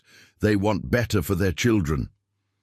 By early September, 12 children were officially enrolled for the school's opening following harvest completion. Catherine had developed a curriculum adapted to varying ages and abilities, with particular focus on practical literacy and mathematics applicable to farming and ranching operations. The scheduled opening attracted notice beyond immediate neighbors. A reporter from the Fort Worth newspaper arrived unexpectedly, having heard about the Boston schoolmarm establishing frontier education on disputed property. His subsequent article, while somewhat sensationalized, effectively communicated Catherine's educational mission and the community's support for it. Judge Williams would undoubtedly see the piece before his scheduled return to Rawlins Creek. On the ranch management front, financial stability gradually improved as Abernathy's expertise combined with Catherine's careful accounting. They sold several yearling steers at favorable prices, generating capital for targeted improvements. Water management systems were enhanced, fencing reinforced along vulnerable boundaries, and planning begun for rebuilding the main house once legal matters clarified. Practical partnership extended beyond daily operations to longer-term strategic decisions. Each evening, Catherine and Abernathy reviewed progress and planned next steps, their discussions evolving from necessity to genuine intellectual engagement as they considered various aspects of the ranch's development. "Crawford never saw potential beyond cattle," Abernathy observed during one such session. "Land could support limited cultivation. Fruit trees do well here, as you've seen from the existing orchard. Possible supplementary income during cattle. Market fluctuations." Catherine appreciated such insights, recognizing how Abernathy's deep understanding of the land's capabilities could translate into diversified business operations. In turn, she offered perspectives from her Eastern experience that sometimes suggested novel approaches to familiar challenges. Banking connections in Fort Worth could provide more favorable terms than local options, she noted, applying business principles learned from her father. Larger institutions often offer better rates for established operations with proper financial documentation. Each contributed according to their knowledge and abilities, neither assuming authority over the other's areas of expertise. The balance they established represented true partnership rather than mere cooperation, with decisions emerging from mutual consideration rather than individual direction. This harmony in professional matters gradually influenced personal interactions. As well, formality softened into comfortable familiarity. Mr. Abernathy became simply Samuel during private conversations, while he began occasionally addressing her as Catherine rather than the more distant Miss Murray. Neither acknowledged this subtle shift explicitly, but both recognized its significance. In the structured society of Boston, such informal address between unmarried individuals would have carried unmistakable implications. On the Texas frontier, practical partnerships necessitated different social frameworks, yet traditional understandings remained sufficiently present for both to recognize evolving connection. As Judge Williams's scheduled return approached, Catherine found herself considering possibilities beyond immediate legal battles. If her claim received formal recognition, still uncertain but increasingly plausible given community support and demonstrated improvement, what shape would her future take? The ranch itself had evolved from stranger's property to personal investment, its operation no longer merely strategic leverage, but meaningful purpose. The educational mission had grown from tactical advantage to genuine commitment, and her partnership with Samuel Abernathy had developed dimensions beyond practical necessity. One evening, as September's first cool breezes hinted at eventual autumn, Catherine broached the subject that had increasingly occupied her thoughts. "If Judge Williams rules favorably regarding my claim," she asked, as they completed the day's accounting, "what are your intentions regarding your position here?" Samuel looked up from the ledger, his expression thoughtful. "Depends on the owners. Intentions regarding management." Catherine met his gaze directly. "If that owner wished to continue our current arrangement, equal partnership in operational decisions with appropriate profit-sharing beyond salary, would such terms interest you?" Something shifted in his eyes, recognition of the significance behind her careful phrasing. This was not merely a discussion of employment, but exploration of longer-term association. "Such terms would have considerable appeal," he replied with matching precision, "particularly if the partnership extended to developmental decisions regarding property improvements and business expansion. Complete involvement in all aspects of the enterprise would seem most beneficial to its success," Catherine agreed. Neither had explicitly mentioned personal dimensions beyond professional partnership, yet both understood that possibilities existed beneath the careful language of business arrangements. On the frontier, practical alliances often evolved into more comprehensive connections when mutual respect and compatible purposes aligned. Whether such evolution might occur between them remained unspoken, awaiting resolution of more immediate challenges.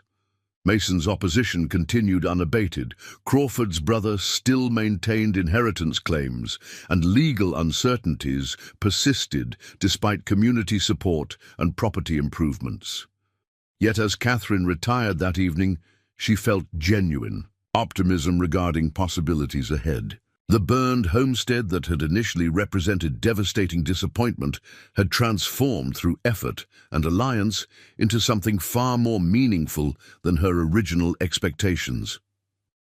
Whatever Judge Williams' impending decision might bring, the foundations established through partnership and growth had already created something of genuine value, a truth that no legal ruling could entirely diminish. Judge Williams's scheduled return to Rawlins Creek approached with increasing tension. 2 days before his arrival, Catherine received an unexpected visitor, a neatly dressed man in his 40s who introduced himself as Michael Crawford, Nathan's brother and legal heir. "Miss Murray," he greeted her with practiced courtesy as he dismounted before the bunkhouse. "I apologize for arriving unannounced. I've just completed the journey from San Antonio to address this unusual situation." Catherine invited him inside, maintaining composed hospitality despite the potential threat his presence represented to her legal position. Samuel joined them promptly, his expression guarded as introductions were completed. Michael Crawford bore little physical resemblance to the portrait Nathan had sent during their correspondence. Where Nathan's features had suggested rugged determination, Michael possessed the polished appearance and measured speech of a successful attorney. "I've reviewed Judge Williams' temporary order," he began once seated at the bunkhouse table. "Most irregular, though I understand the humanitarian considerations involved. His assessing gaze took in the simple but well-maintained surroundings. I've also spoken with Mr. Mason regarding his interest in purchasing this property once inheritance is finalized. I suspected as much, Catherine replied evenly. He's been quite determined in expressing that interest. Crawford nodded. Mason's offer is financially reasonable, though his methods of persuasion apparently lack subtlety. He placed his hat on the table, a gesture suggesting forthcoming candor. I must be direct, Miss Murray. While I sympathize with your situation, my brother's deception and subsequent criminal activities are inexcusable. The legal realities remain straightforward. As Nathan's sole living relative, inheritance falls to me under territorial law. Law isn't always simple in application, Samuel noted, his tone neutral but firm. Judge Williams recognized enough complexity to grant temporary occupation rights pending final determination. Crawford's attention shifted to the foreman. Based partly on educational services, not yet fully established as I understand it. An admirable community contribution, but unlikely to override established inheritance precedent. Catherine recognized the attorney's professional assessment was probably accurate. Despite her efforts and community support, territorial law strongly favored blood relations in inheritance matters. Yet Crawford's manner suggested negotiation rather than confrontation, an opening she intended to explore. The school begins operation next month, she informed him. 12 children are currently enrolled, with facilities nearly completed through community effort. The educational void it fills has significant value beyond property considerations. Crawford seemed genuinely interested in this development. My own children attend excellent schools in San Antonio, a privilege unavailable to many frontier families. I don't dismiss the importance of such initiatives. He leaned forward slightly. Which brings me to the purpose of my visit. I have a proposition that might satisfy multiple interests. The proposition, when presented, revealed thoughtful consideration of the situation's complexities. Crawford proposed legally transferring 2 acres of the property, including the converted schoolhouse and sufficient surrounding land, to a community educational trust that Catherine would administer. The remainder would transfer to him through inheritance, with subsequent sale to Mason as planned.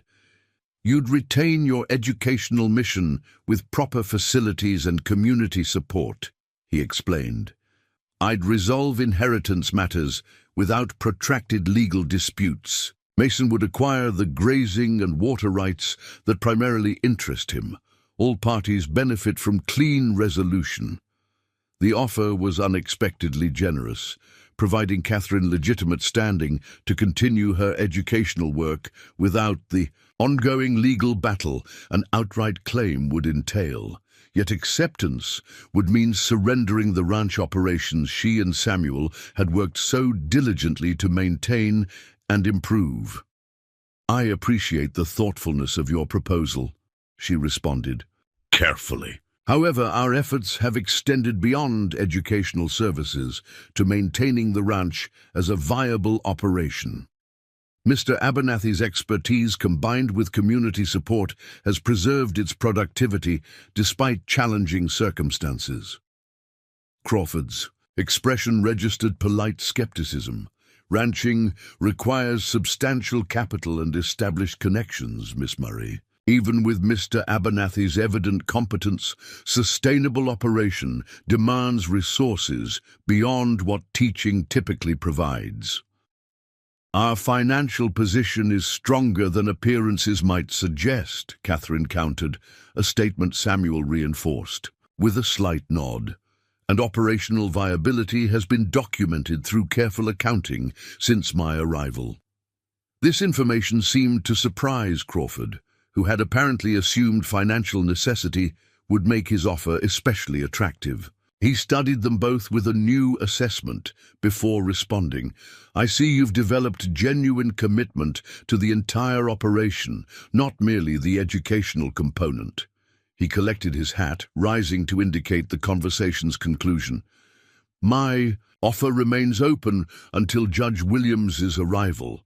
I hope you'll consider it carefully against the uncertainties of contested legal proceedings." After Crawford's departure, Catherine and Samuel discussed the proposition's implications on the bunkhouse porch, watching sunset paint the horizon in brilliant orange and purple. "It's a generous offer," Samuel acknowledged. 2 acres with an established school building would secure your position in the community regardless of ranch ownership.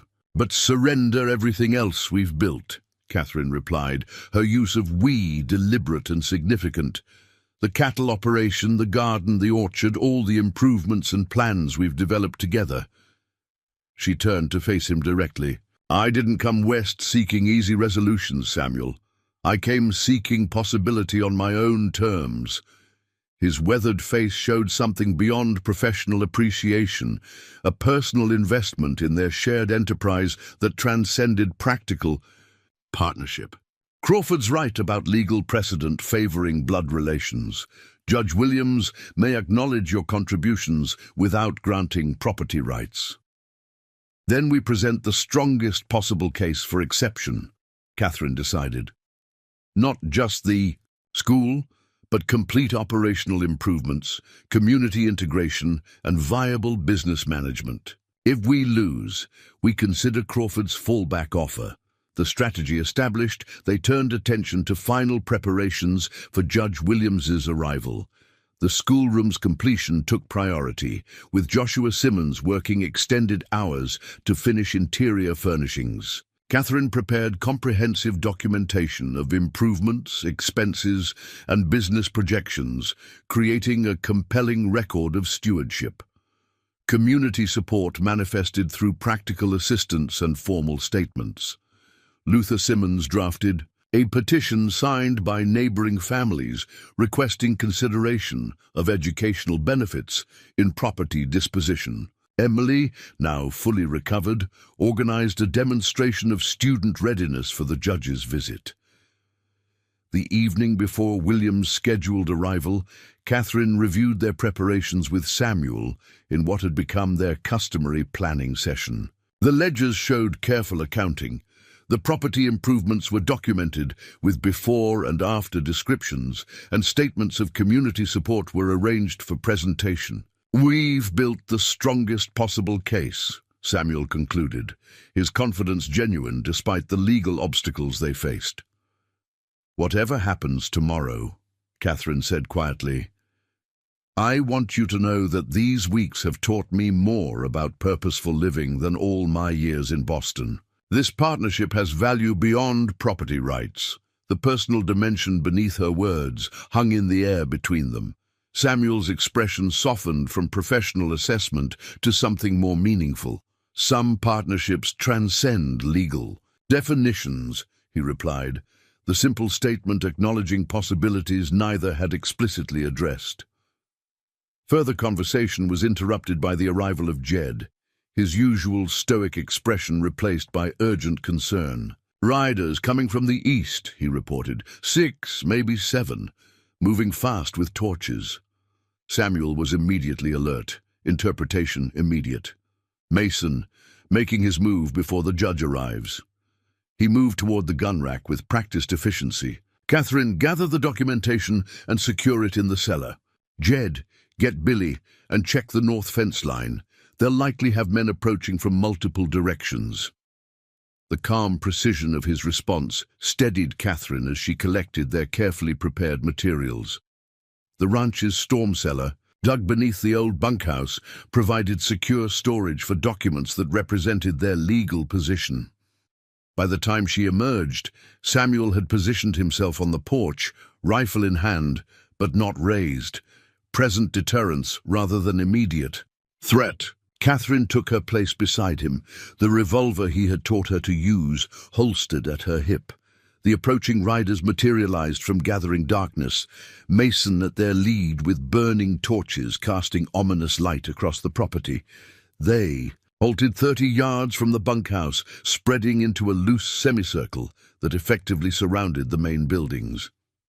"Evening, Miss Murray," Mason called, his tone falsely cordial. "Thought I'd deliver my response to your rejection of my generous offer."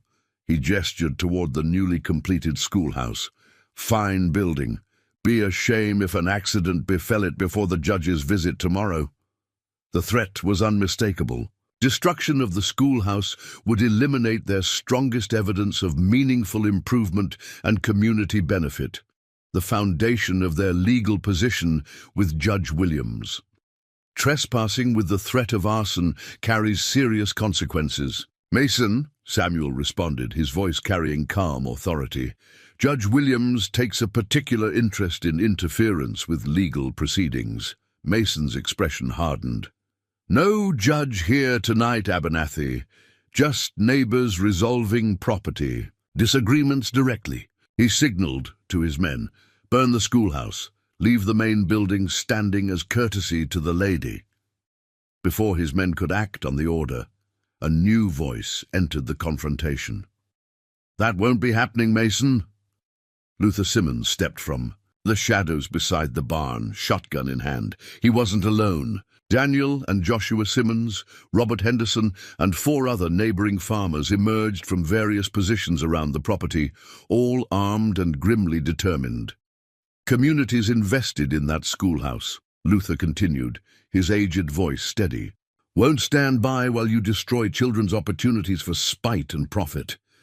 Mason's confidence visibly faltered as he reassessed the situation.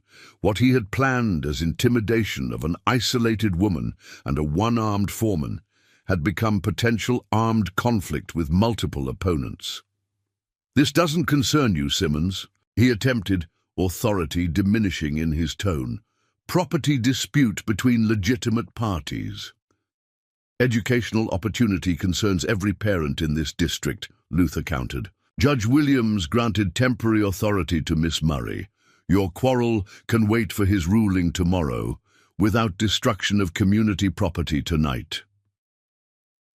The standoff stretched into tense silence, broken eventually by the sound of approaching horses from the direction of town. A lantern bobbed in the darkness, illuminating the unexpected arrival of Michael Crawford, accompanied by a deputy marshal Catherine recognized from Rawlins Creek.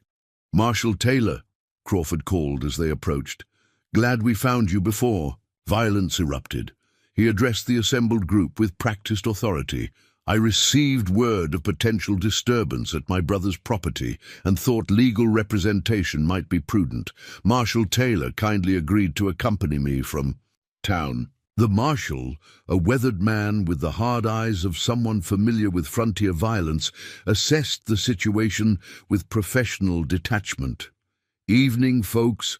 Seems I'm interrupting something that looks remarkably like preparation for arson on disputed property." His gaze fixed on Mason. "Care to explain the torches, Jacob?" Mason's position had deteriorated from position of strength to legal liability with astonishing speed. "Nighttime ride with adequate lighting," he attempted, "stopping to inform Miss Murray of developments before the judge's arrival tomorrow." "Is that so?" The marshal's skepticism was evident. "These neighbors with shotguns are part of your informational visit." The confrontation diffused rapidly with official presence.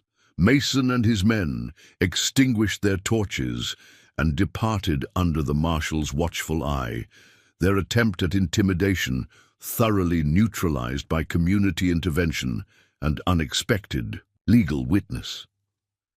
As the property quieted, Catherine approached Crawford with genuine curiosity. "How did you know to bring the marshal tonight?" The attorney's expression mixed embarrassment with remnants of professional dignity. "After our conversation, I made inquiries in town about Mason's character and methods.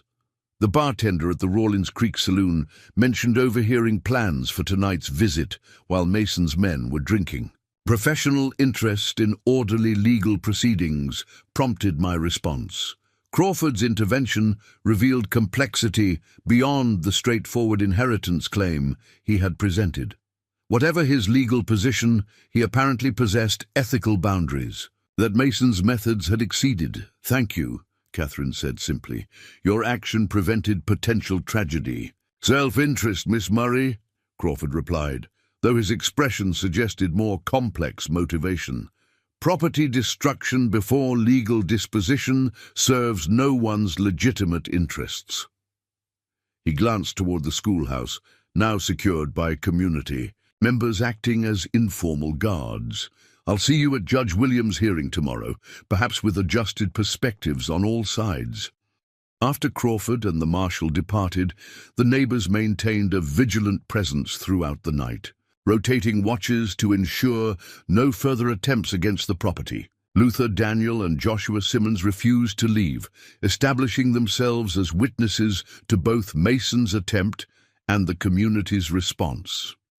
Dawn arrived without further incident, bringing the day of Judge Williams' hearing and potential resolution of the property's disputed ownership. Catherine gathered their documentation, now including witness statements regarding Mason's nighttime intimidation attempt. As she prepared for the journey to town, Samuel joined her on the porch, his expression revealing rare uncertainty. "Mason's actions may have strengthened our position with the judge," he observed. "Community response demonstrates meaningful integration beyond legal technicalities." Catherine nodded agreement, but recognized deeper concerns beneath his practical assessment. "You're worried about Crawford's inheritance claim, regardless of Mason's behavior. Blood relation carries legal weight difficult to overcome," he acknowledged. "Crawford seems more reasonable than Mason, but his fundamental position remains unchanged." The acknowledgement of potential defeat after weeks of determined effort hung between them.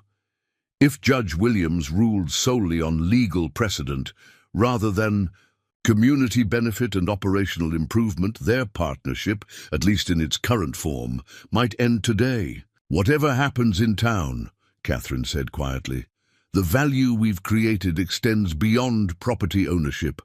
The school will continue in some form. The community connections remain genuine, and our partnership—" She hesitated, venturing beyond purely professional considerations. "Our partnership has meaning that transcends legal determination."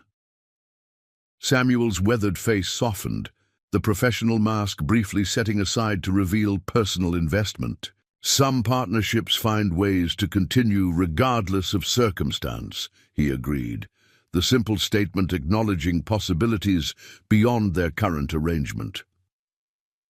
The journey to Rawlins Creek took place in thoughtful silence, both considering potential outcomes and adjusted paths forward. The town itself seemed unusually active as they arrived, with numerous horses and wagons indicating significant attendance at the scheduled hearing.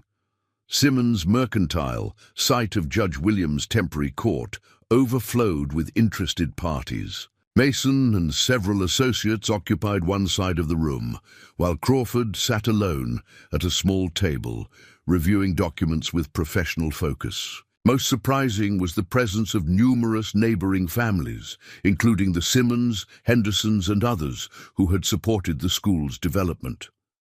Judge Williams entered punctually, his bearing formal as he established the day's proceedings. "This hearing addresses disputed claims regarding the Crawford Ranch property," he began. "Inheritance claim from Michael Crawford as blood relation, purchase interest from Jacob Mason pending inheritance resolution, and occupancy claim from Catherine Murray based on prior relationship with the deceased owner and subsequent property improvements." The judge's methodical approach allowed each party to present their position without interruption. Crawford outlined his inheritance rights as Nathan's brother, acknowledging Catherine's contributions while maintaining the legal precedence of family connection. Mason presented his purchase interest, attempting to characterize the previous night's events as simple miscommunication rather than intimidation. When Catherine's turn came, she provided comprehensive documentation of improvements, educational initiatives, operational management, and community integration. The witness statements regarding Mason's attempted intimidation were included alongside operational ledgers and school enrollment records. The property has transitioned from an abandoned criminal's holding to a functioning community asset, she concluded, not through abstract legal claim, but through direct investment of labor, resources, and genuine commitment to area development. Judge Williams reviewed the materials with judicial thoroughness, asking occasional clarifying questions of all parties. His particular interest in the educational component remained evident, with specific inquiries about curriculum, enrollment, and sustainable operation. As witness testimony began, the community's position became increasingly clear. Luther Simmons, Robert Henderson, and other neighboring landowners described the educational void the school addressed and the collaborative improvement efforts undertaken. Daniel and Joshua provided first-hand accounts of Mason's intimidation attempt and Crawford's unexpected intervention. Most compelling was Emily Simmons' testimony regarding the medication Catherine had provided during her illness. "She saved my life with medicine she'd brought from Boston," Emily stated simply. "Then established education for our children when no one else would. That's the kind of neighbor this community needs." Throughout the testimony, Catherine observed Michael Crawford's reactions with interest. The attorney's expression reflected increasing thoughtfulness as community members detailed the tangible benefits of Catherine's presence beyond property management. When all testimony concluded, Judge Williams called for final statements from primary claimants. Crawford rose first, his professional demeanor intact, but his position noticeably adjusted. "Your Honor, legal precedent clearly supports inheritance rights through blood relation. This remains incontestable in territorial law." He paused, glancing toward Catherine before continuing. "However, Miss Murray's contributions to both property improvement and community benefit merit recognition beyond dismissal of occupancy claims. I therefore propose a modified resolution. The modification, when outlined, surprised all present. Crawford proposed division of the property, the ranch house site, and adjacent 200 acres, including the school property, would transfer to Catherine in recognition of improvements and community contribution. The remaining 1,000 acres would pass to Crawford through inheritance, with water rights shared through formal agreement. This resolution acknowledges both legal precedent and equitable consideration," Crawford concluded. "It provides sustainable educational operation while preserving fundamental inheritance principles." Judge Williams turned to Catherine. "Miss Murray, your response to this proposed resolution?" The offer represented significant victory despite partial concession. Sustainable property ownership, including the school site, and sufficient acreage for modest ranch operations. Yet it also meant surrendering the larger vision she and Samuel had developed together. Before responding, Catherine glanced towards Samuel, seeking his assessment of practical viability. His slight nod communicated professional judgment that 200 acres could support limited operations with careful management. "The proposal has merit, Your Honor," she acknowledged, "though I would request specific inclusion of the existing orchard within the allocated acreage and formal easement for cattle movement to the creek." Crawford nodded agreement to these modifications. Mason, recognizing his purchase opportunity had dramatically diminished, attempted objection, but found little judicial sympathy after testimony regarding his intimidation tactics. Judge Williams considered the proposed resolution with judicial deliberation before delivering his ruling. Blood relation establishes fundamental inheritance right, but extraordinary circumstances merit equitable consideration. The proposed division with Miss Murray's requested modifications provides reasonable balance between legal precedent and demonstrated community benefit. His formal order established implementation timeline, boundary survey requirements, and specific terms of water rights sharing. Most importantly, it granted Catherine immediate clear title to the specified acreage, including the school property and ranch house site. As the hearing concluded, Catherine experienced complex emotions: victory in securing legitimate ownership, disappointment in surrendering the broader operation they had worked to maintain, and uncertainty regarding partnership continuation under reduced circumstances. Crawford approached as the crowd dispersed, his professional manner now tempered. "With genuine respect, reasonable resolution, Miss Murray. Your improvements and community contributions merited recognition beyond what strict legal precedent might dictate." "Thank you for your flexibility," Catherine replied sincerely. "The modified solution serves multiple legitimate interests." "Indeed." Crawford hesitated, seemingly weighing additional comments. "My brother's methods were deplorable, but his judgment in corresponding with a woman of your character was perhaps better than his other decisions." With a respectful nod, he departed to finalize arrangements with the judge regarding property division.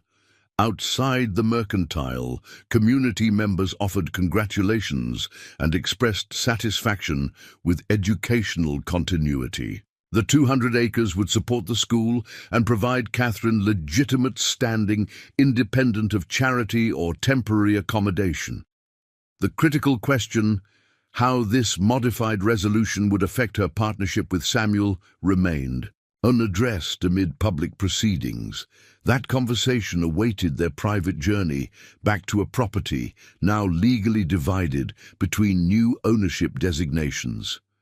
As they prepared for departure, Catherine noticed Samuel speaking with Crawford near the mercantile entrance, their conversation appearing cordial despite representing potentially competing interests. Whatever their discussion entailed, it concluded with a handshake suggesting mutual understanding rather than animosity.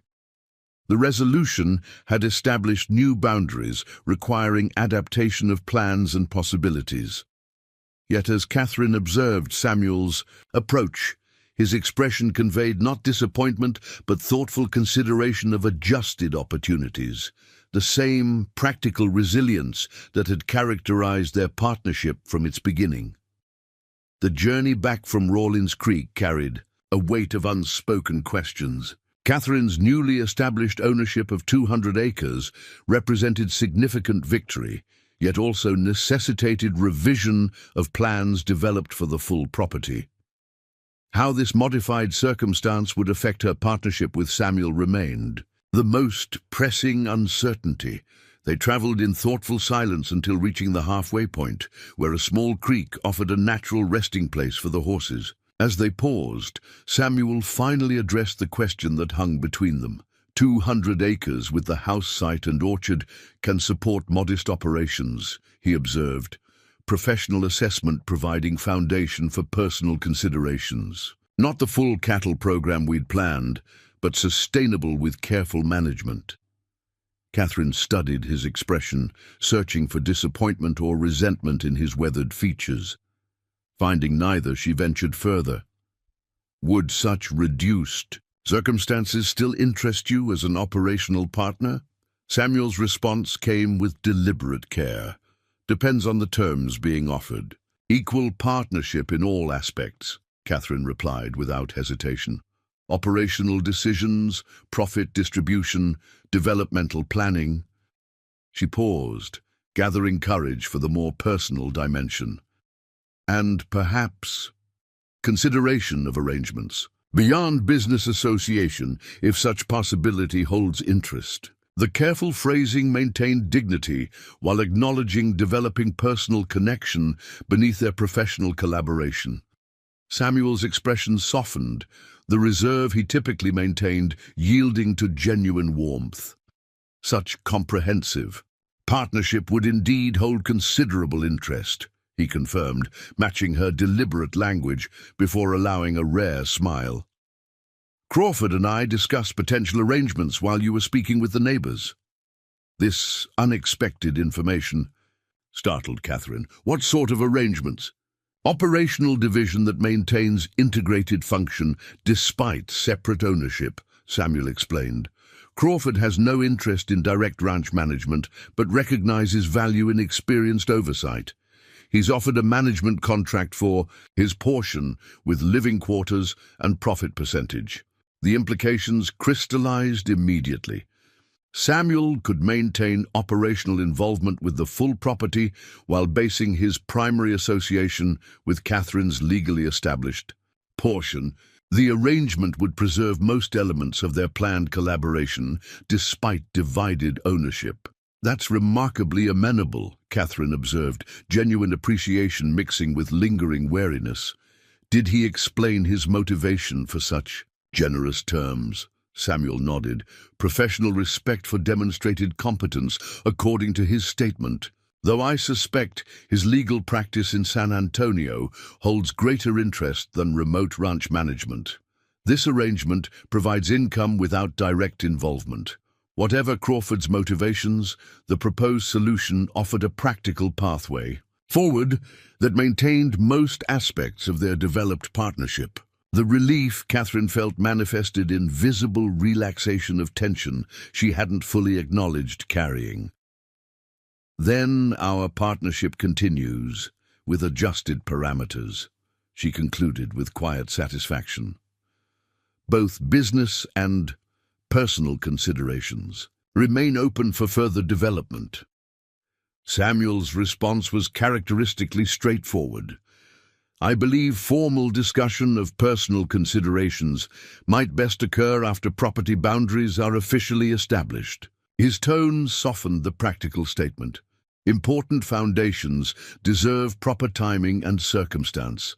The simple acknowledgement of future intentions provided sufficient clarity while respecting appropriate progression. Catherine appreciated both the confirmation of interest and the respectful patience it demonstrated, qualities that had characterized their evolving relationship from the beginning. Upon returning to the property, they found Luther and Joshua Simmons already consulting maps and discussing preliminary boundary markers for the divided property. The community's continued practical support emphasized the broader foundation their efforts had established, beyond legal ownership. Judge's ruling seems fair-minded, Luther commented as they joined the improvised surveying discussion. 200 acres with the house site gives you a solid establishment, while Crawford's portion maintains sufficient grazing without disrupting water access. The elderly farmer's practical assessment confirmed Samuel's earlier evaluation. The following weeks brought methodical implementation of Judge Williams's ruling. Official surveyors established precise boundaries, water rights were formally documented through shared access agreements, and Crawford's management contract with Samuel was finalized with equitable terms benefiting all parties. Mason's opposition receded following his public exposure during the property hearing. While the influential rancher maintained distant animosity, the community's demonstrated solidarity had effectively neutralized his more aggressive tactics. The property division had also rendered his water access ambitions partially fulfilled through potential cooperation with Crawford rather than confrontation with Catherine. With legal matters resolved, attention turned to rebuilding the main house. Before winter arrived, the original foundation and stone chimney remained sound, providing a structural starting point for efficient reconstruction. Joshua Simmons developed comprehensive building plans incorporating practical improvements while maintaining the original footprint. Proper kitchen with larger windows here, he explained, showing Catherine the detailed drawings. Covered porch wrapping these two sides for summer shade.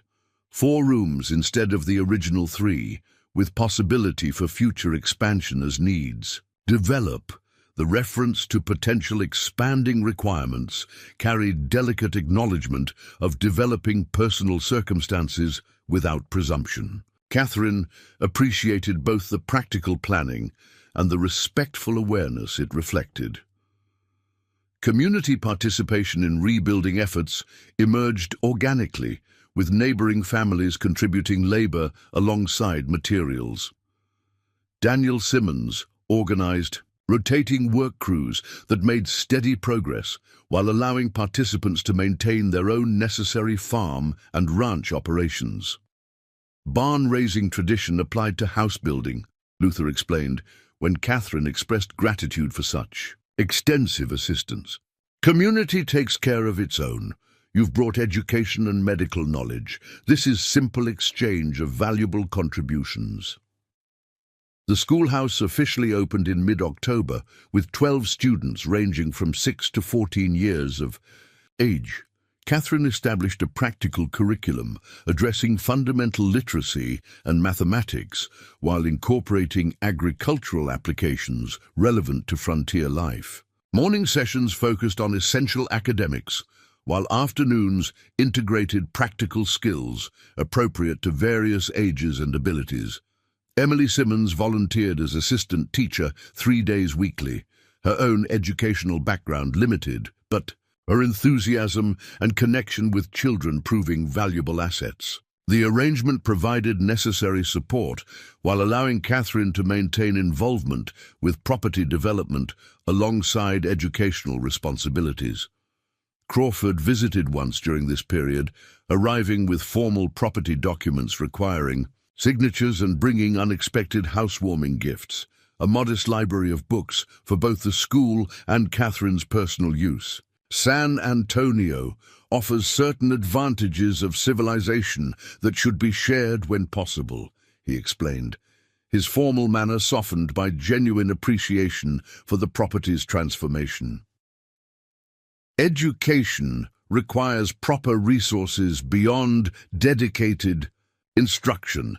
His brief inspection of developing operations appeared to confirm satisfaction with the management arrangement. Before departing, he mentioned casual conversation with former business associates regarding potential wool contracts that might benefit the region's sheep farmers. Information that suggested ongoing connection rather than absentee ownership. By early November, the main house neared completion, its sturdy frame and fresh lumber standing as a physical manifestation of renewal and forward progress. The interior remained partially unfinished, but sufficient completion had been achieved to provide comfortable habitation before winter's arrival. Throughout this period, Catherine and Samuel maintained their established partnership routines, while allowing personal dimensions to develop at appropriate pace. Their evening planning sessions continued with focus on operational decisions, yet increasingly included broader conversations about backgrounds, values, and longer-term aspirations. Catherine shared stories of her Boston upbringing and teaching experiences, while Samuel gradually revealed aspects of his pre-war life in Tennessee and the circumstances of his military service. The slow building of personal knowledge alongside professional collaboration created the foundation of genuine understanding beyond practical compatibility. On a crisp November evening, with the first hint of winter in the air, they stood together, examining the nearly completed house as sunset painted the horizon in brilliant oranges and purples. The moment carried natural significance, physical manifestation of transformation from burned ruin to promising new beginning. Hard to reconcile this with what greeted me upon arrival, Catherine observed, remembering the charred skeleton that had represented devastating disappointment just months earlier.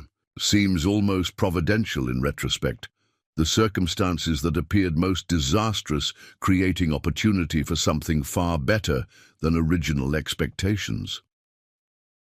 Samuel's expression reflected a similar assessment. Nathan's deception brought You to a burned homestead instead of a functioning ranch with a criminal husband." He glanced at her with rare openness, difficult to regret the outcome, despite the challenging process. The simple statement acknowledged developing personal connection with characteristic understatement. Catherine appreciated both the sentiment and the restrained expression that matched her own sense of appropriate progression. "The house will be fully habitable next week, according to Joshua's estimate," she noted. "Practical consideration providing a bridge to more personal matters. My continued residence in the bunkhouse will become unnecessary." Samuel recognized the implicit question regarding evolving arrangements. Appropriate timing for discussing formal understandings regarding partnership beyond operational matters, he suggested. "If such discussions remain of interest." "They do," Catherine confirmed with simple directness. "Very much so." 3 days later, with the main house sufficiently completed for occupancy, Samuel accompanied Catherine on inspection of the finished elements. The central room with its stone fireplace provided warm gathering space, while the kitchen's practical design reflected careful consideration of daily function. Bedrooms remained partially furnished, but entirely habitable. As they completed the tour, Samuel's typically composed expression showed unusual indication of carefully contained emotion. "Catherine," he began with uncharacteristic hesitation, "our partnership has developed meaningful dimensions beyond initial practical arrangement." "It has," she agreed, allowing him space to continue at his own pace. "I'm not a man given to elaborate expressions," he acknowledged with rueful self-awareness. "But clarity seems appropriate regarding intentions and hopes." He met her gaze directly. "I've developed deeper attachment than business partnership typically warrants, and find myself considering more permanent arrangements if such possibility holds mutual appeal." The carefully constructed statement, formal yet heartfelt, perfectly reflected the man himself, substantive, direct, and genuine beneath reserved presentation. Catherine felt warmth spread through her at both the sentiment and the characteristic manner of its expression. "Such possibility holds very definite appeal," she replied with matching sincerity. "Our partnership has become essential to my understanding of purpose and belonging. Formalizing personal dimensions would seem a natural progression of what has already developed between us." Relief and happiness transformed Samuel's weathered features, the typically reserved expression yielding to genuine warmth. "Then I'm officially asking for your hand in marriage, Catherine Murray. Partnership in all aspects, personal and practical alike. And I'm officially accepting, Samuel Abernathy, with great happiness and absolute certainty." The simplicity of their exchange suited both their personalities and the solid foundation from which it emerged. No elaborate declarations were necessary between people whose actions had consistently demonstrated commitment and whose partnership had been tested through genuine challenges.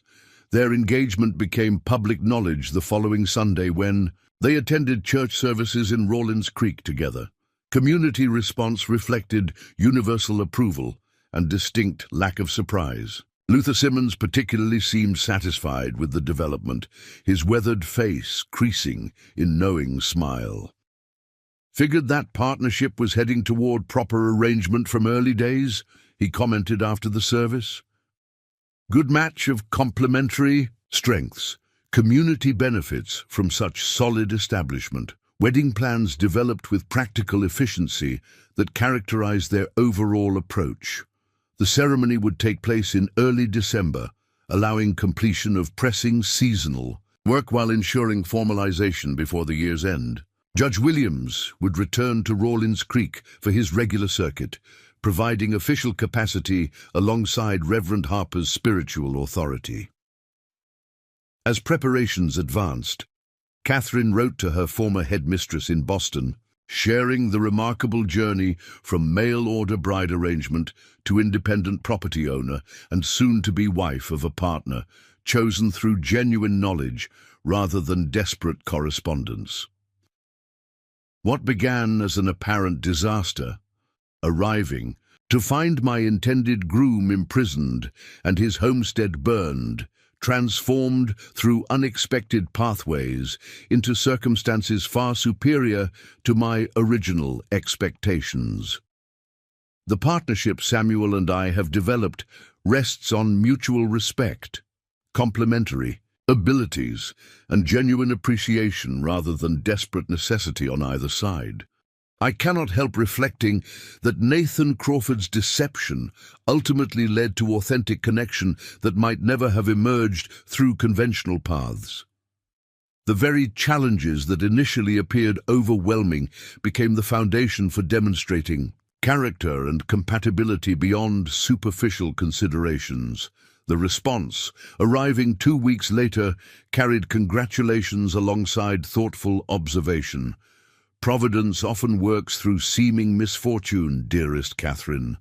Your resilience transformed potential tragedy into triumph of both practical circumstance and personal fulfillment. The education you provide extends beyond the formal schoolroom to embodiment, determination, and adaptability, lessons your frontier students will carry throughout their lives.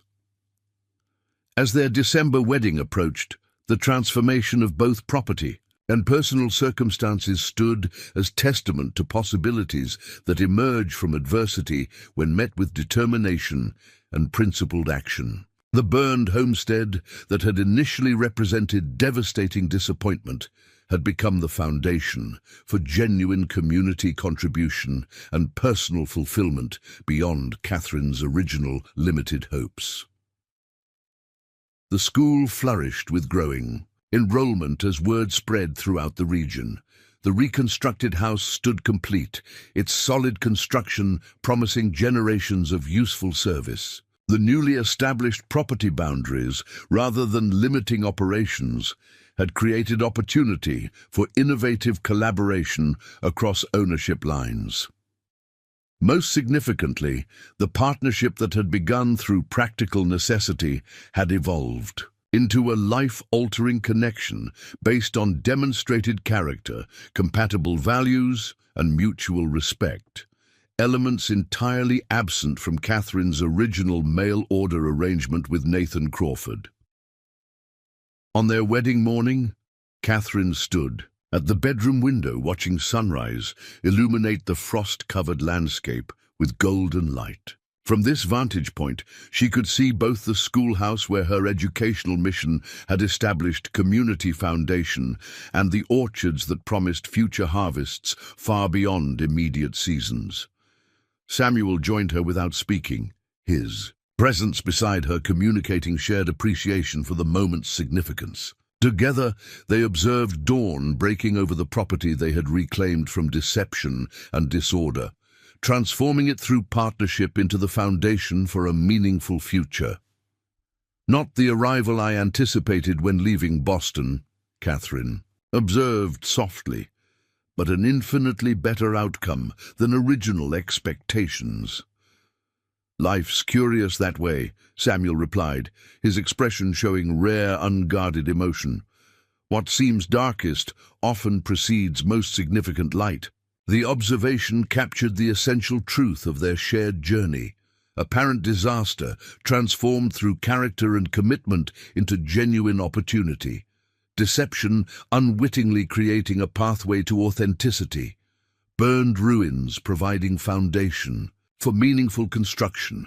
Their wedding later that day united not only two individuals, but the community that had developed around their efforts. Judge Williams presided with judicial dignity complemented by genuine personal approval, while Reverend Harper provided a spiritual dimension with thoughtful observations about partnerships built on mutual support and shared purpose. Marriages founded on demonstrated commitment through adversity possess particular strength, the Reverend noted during the ceremony. These two have already faced challenges together that many unions never encounter, discovering compatibility through practical demonstration rather than mere sentiment. The celebration afterward reflected the community bonds their partnership had helped foster. The schoolhouse, temporarily transformed into reception space, hosted neighbors from throughout the region. Luther and Emily Simmons, the Hendersons, and families whose children now received previously unavailable education, gathered to commemorate not only personal union, but collective achievement their combined efforts represented. As evening arrived, guests gradually departed with expressions of goodwill and practical gifts suited to frontier life. Catherine and Samuel found themselves alone at last in their newly completed home, the culmination of journey neither could have envisioned months earlier. From mail-order arrangement to burned homestead to this, Catherine reflected as they stood together beside the fireplace. A rather remarkable transformation. Transformation continues, Samuel responded, his typical reserve softened by the day's significance. What we've built provides foundation rather than completion. The simple observation captured the essential truth of their partnership. Not static achievement, but ongoing process of building, adapting, and growing together through whatever circumstances emerged. The mail-order bride's wagon had indeed reached a burned homestead rather than promised destination, but the apparent disaster had ultimately delivered her to far better circumstances than original limited expectations. As the fire cast warm light across their home's main room, Catherine recognized the profound truth that sometimes life's most significant blessings arrive disguised as devastating disappointments. The journey from Boston teacher to mail-order bride to independent property owner and community educator had required courage, resilience, and openness to unexpected possibilities.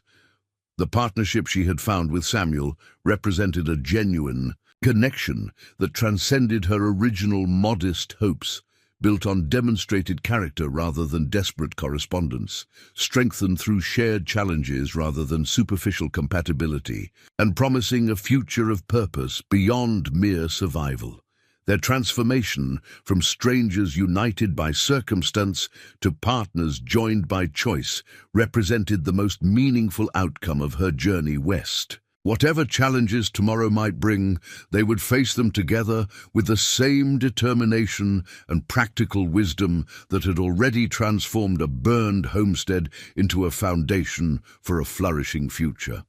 Up next, you've got two more standout stories right on your screen. If this one hits the mark, you won't want to pass these up. Just click and check them out. And don't forget to subscribe and turn on the notification bell so you don't miss any upload from us.